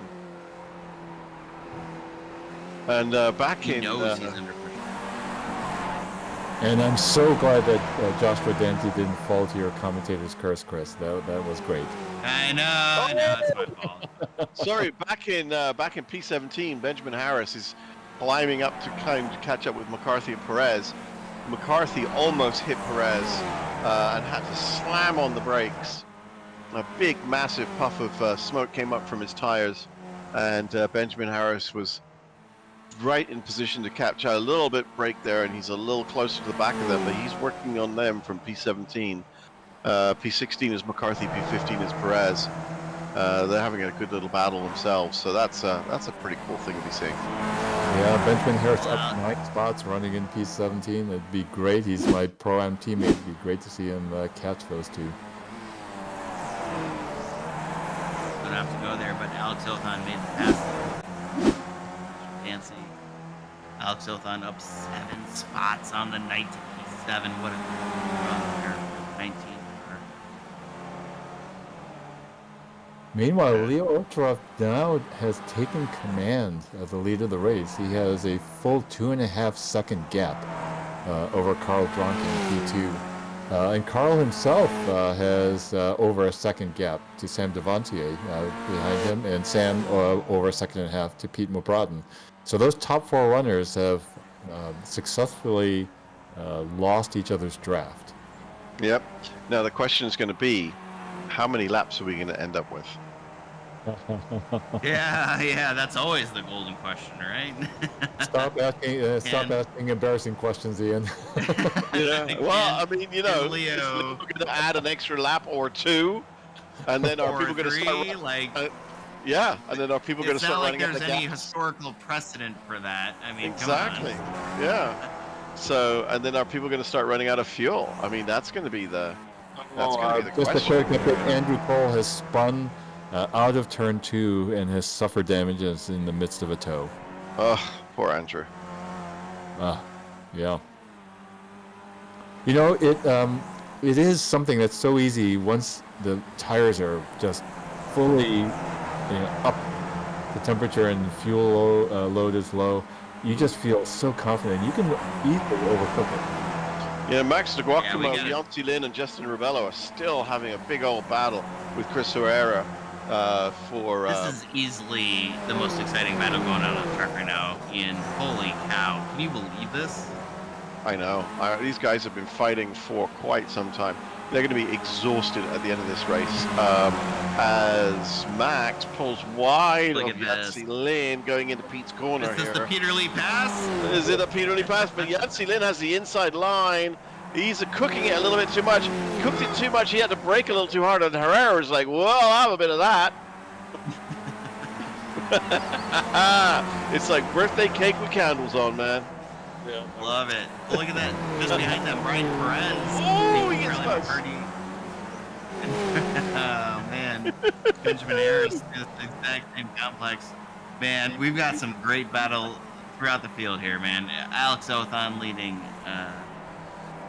Joshua Dancy, and then you've got Justin Rebello leading 4 all the way back to Chris Herrera. then Brian Perez leading the race of Charlie McCarty and Benjamin Harris there for that 15th spot. Brian Perez up 6 spots right now. Charlie McCarty up 8 and Benjamin Harris up 9. So none of these drivers having a bad night so far. These guys want to maximize their time. We are starting to tick down here, guys. How many laps do we have left?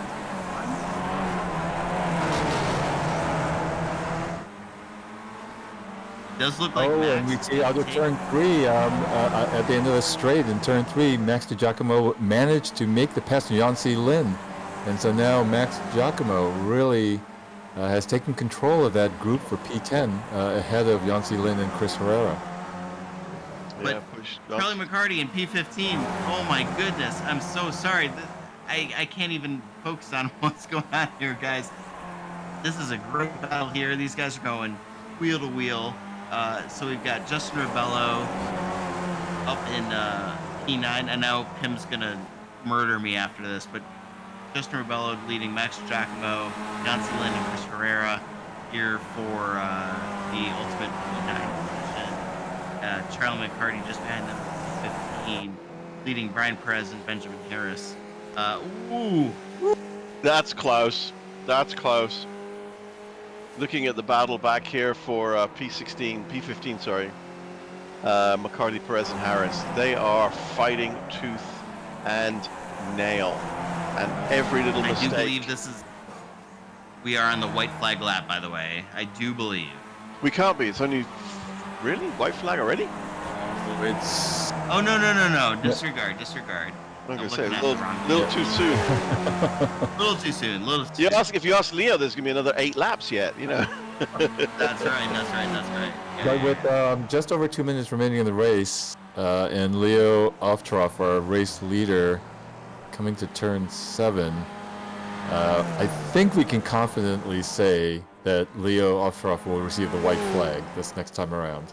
Unless he has invented some sort of teleportation. Sorry, just looking at Harris is making a move on Perez for P15, going down the inside into turn 2. Can he make it stick? And he get on the gas early enough to force it into... Nope, he backs out of it and lets him go. Live to fight another day. Well, again, it just looks like Benjamin Harris does have the pace. In fact, he might have a pace advantage on these 2 cars ahead of him, but it is very, very hard to get it. Well, he's very close to the back of Max DiGiacomo and Yancy Lin have had a coming together in turn 7. Yeah, coming together. I like that. As Harris, Perez, and McCarty do a turn 7 special here, and look at them, he's closer and closer as Perez takes the position on McCarty, and McCarty takes it back. Perez takes it back again, and Benjamin Harris is like, "Come on, man, I want a piece of that birthday cake." He muffs it a little bit into that corner. Oh my gosh, it's getting exciting, guys. Well, we are on the last lap, and so Leo Aftrough is now in the back straight, did receive the white flag when he crossed the start-finish line, so last lap for all these drivers. Well, you know what they say. Oh, They are so close. Looking back at P14, Brian Perez, Charlie McCarty side-by-side through turn 2.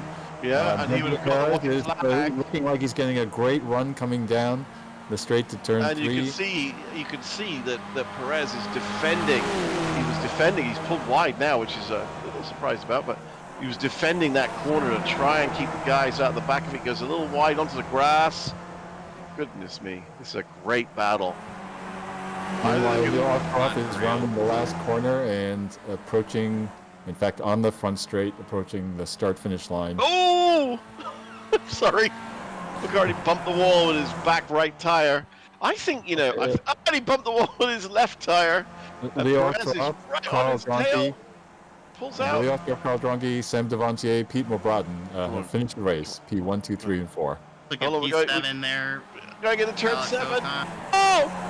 Harris got the position. Can he keep it? Oh, I think McCarty spun. Did he spin? No, he didn't. Oh my God! Chris Herrera's joined the Garrett. Hold on, they're coming in on 8. He's being chased hard by Joshua Dancy. Looks like Gherkin Demir. So Alex Hawthorne holds on to P6, Joshua Dancy P7, Gherkin Demir in P8. Mello, Max Giacomo, Yancy Lin. Oh Yeah, my And now gosh. we're back to Benjamin Harris leading the pack here. Benjamin Sean Harris is McCarty. just keeping them behind him, and he's going to hit the finish line now. Oh, that was good. That was really good. Yay, Nicely done. Team Steady Eddie and Benjamin Harris. Nicely done. That was some brilliant fighting there towards the end. Oh yeah, guys, that was a great race. Jason Green crossing in P20. Meanwhile, RJ McKenzie and Sean Tretiak managed to cross at P21, 22. Nick Mazza, P23. Andrew Cole, 24. Michael McLeod, 25. Ray Bartonowski, 26. Thomas Fotis, 27. And Peter Nodwell, 28. Fantastic. What a race. What a race.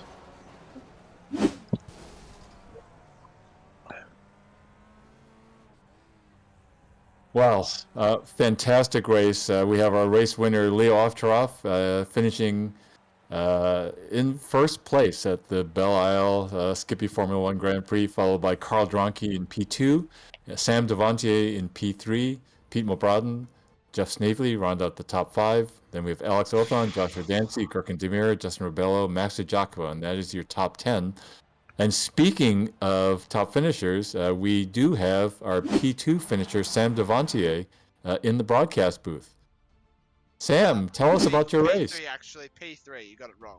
Ah, P3, Carl Yeah, Dronke, I yeah. got robbed. I got robbed by iRacing, so that's put. I thought I accidentally changed the tire pressures, but I didn't mean to. I was trying to uncheck my tires, and thought I had them unchecked. Come to the pits, and the jack's going. I was like, "You got to be kidding me!" So I'm angry at myself. I don't know if I'm angry. I'm mainly angry at iRacing because netcode has been another factor here. So I'm kind of annoyed at myself in iRacing, but yeah. Oh, It hurts. Let's put it that way. It hurts. Yeah. I think I had P2 in the bag, but it just hurts at the moment. It really hurts. Sam, you were chasing Leo Aftrough, for nearly the entire race. And one thing we were wondering about in the broadcast booth as we were watching is whether you would get a drafting benefit that might, turn into time in your refueling stops. Did that happen? And if so, what difference did that make for you? Or if it didn't, why do you think it didn't? I think it did because I saved a lot behind Leo. Because Leo at the front, he's got no one in front of him. He's burning more fuel, and I have the ability just to coast behind at some parts of the track. And doing that, I think that doing an extra lap helped me, but it can't go back in the past now. But this last stint, so I'm a bit let down. So it hurts. It just hurts right now. It really hurts. Well, you drove a fantastic race, and if you're going to get beaten by anyone, Leo Aftrough, there's no shame in that. And we do have our race winner, Leo Aftrough, in the broadcast booth. Leo, congratulations on a great win. Hello, thank you so much. So, Leo, we were just talking about Sam benefiting from your draft for so much of the race, and I know that we've been just watching you this season and last season, just focusing so much attention on optimizing your pit stops.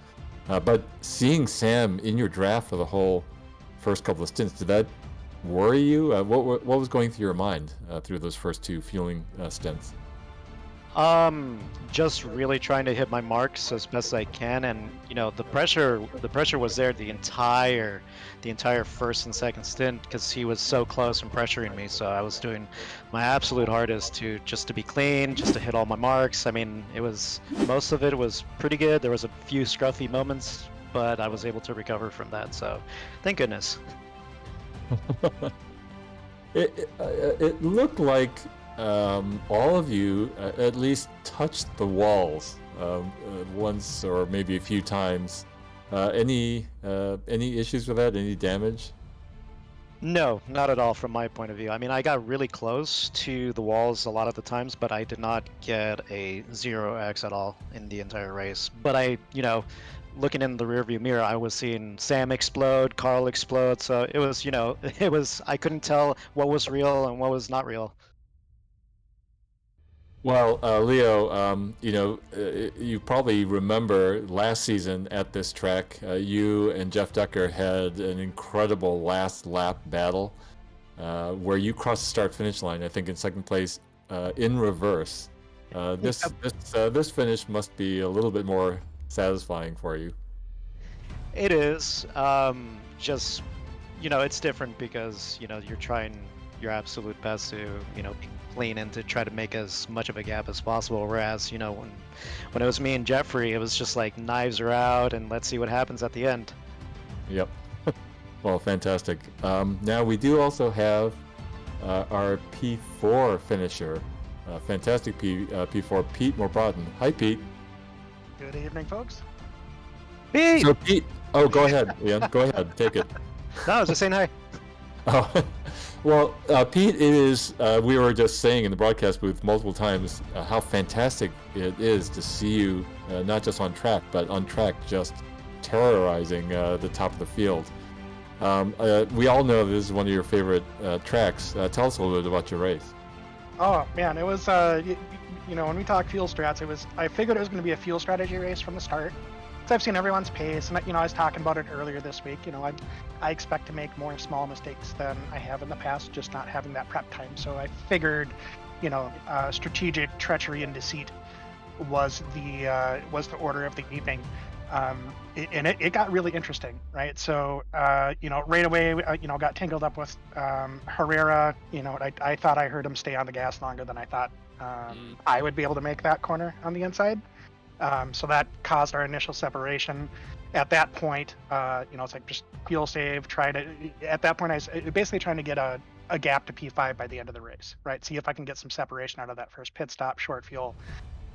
So we went for that strategy, and then I got caught up on Steve, and that cost me 2 seconds. So if you take a look at the race results and how far I finished behind Sam, that's a bummer. But I really enjoyed that, right? That was I'm really here. I'm glad that I'm able to talk about the race. But I'm really here for is to launch my Change.org online petition for SNS branded rig seat towels. So if anyone would like more information, please let me know in the Discord. I'll take two. Wow. Okay.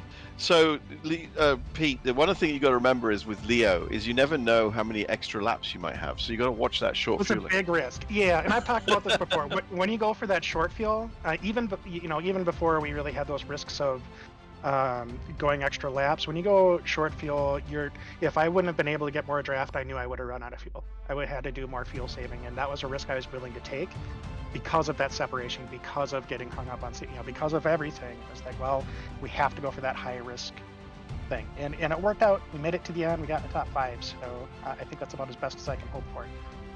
Well, it was a fantastic finish and fantastic race. Maybe one last question for all three of you. We saw an unusual number of spins and incidents at this race. Unusual for this field of drivers who are usually very solid and tend not to make mistakes. Was the track slicker than usual? What do you think was going on today? For me, the opposite. It was so tacky, it was so grippy that you just want to send it just that little tiny bit extra. Yeah, don't do that. Or was it Steve Dewar driving around in front of everybody leaving oil on the track? Leo, how did the track feel from your perspective? I would tend to agree with Pete. It was a little bit, quote unquote, greasier than usual, but just a little bit. I didn't see too much of a difference. And Sam, any thoughts from you on the track? It felt similar to the public races this week. Probably a tad bit slicker, but it felt grippy at the end. Well, some of those felt really grippy, but Probably not for me at the end of it with a stone cold left front tire. So, but yeah. I do want to just, in all transparency, let you know that I'll be filing a formal protest because I think it should not be allowed that anyone can lap this track in a low 141 lap time in these cars, and so you guys are all guilty of that. Quick. Ridiculously quick. Hey, and then of course next week we got something completely different, right? We're staying Big in America, wide so. Yeah, big wide Yay. open Roval. You know what I mean? With where they've opened corners up and made things 54 feet wide. If you can remember what feet are, mate. Well, we use Yeah. different units. We use different units, so meters. Yeah. We call it meters. So. Right. Well, anyway, congratulations, all three of you. Really well done, and congratulations also to Carl Dronke, who finished in P2. Leo, any final shout-outs before you go? Everybody at Shake and Bake, you guys in the broadcast booth, to Jeffrey, who's probably watching right now. What's up, buddy? And yeah, that's pretty much it. And like, congrats to Carl, congrats to Sam, and congrats to Pete for making top 5. That was great. Fantastic. Sam, any shout-outs from you? Just you guys doing the broadcast and the commentary. My team back in Australia, because most of my teammates are from Australia. So Speedy Snails guys. That podium, Leo, Carl, and Pete behind me. Which I was getting a bit worried for a second because the stone cold left front tire. I was like, oh god, here comes Pete. Pete's got the warm tires. He's catching me. Yeah. But yeah, everyone else on track today. That's about it from me. Awesome. Fantastic. And Pete, we heard your shout-out for your Change.org petition, but any other people or organizations that you'd like to give a shout-out to? Yeah, of course, you guys. You know, it's always nice to have something to sit down in the comfy recliner and watch afterwards. You know, after I get a shower with a fresh towel, preferably SNS branded. But I would also like to talk a little bit, partially just sort of reinforcing that announcement, where we are starting to do some weekly, let's call them community practices, right? With some discussions and some drills and that sort of thing. Just wanted to thank everyone for coming out for that, because that sharpened me for this weekend. I don't think I would have quite been as smooth with my inputs had I not had the opportunity to go through that with everyone and having some partners to work with. That really helped me out.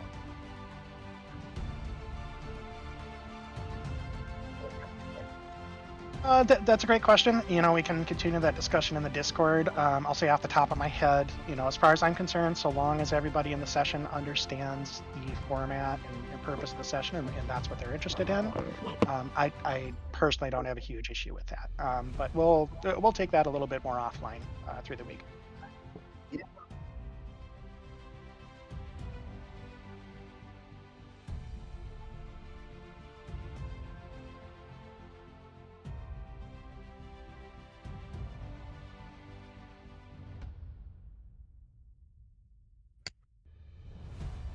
Well, it was just so great both to race in the Skippy Formula 2 race and to watch these amazing drivers in Skippy Formula 1. And I just wanted to say, you know, a good friend of mine, I just want to give a shout out to Derek Gerald and his wife, Christine.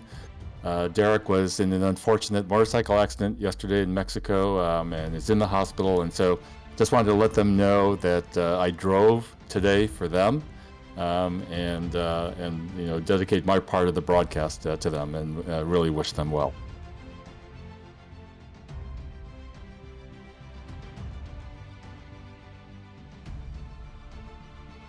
No, I mean, I thought that was a fantastic race, the SF1 race. I really enjoyed trying to keep up with the thousands of battles up and down the field. And you know, it was just so much fun to watch everybody do so well.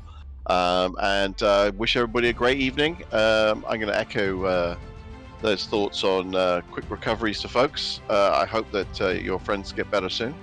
And yeah, catch you guys next week at the Roval.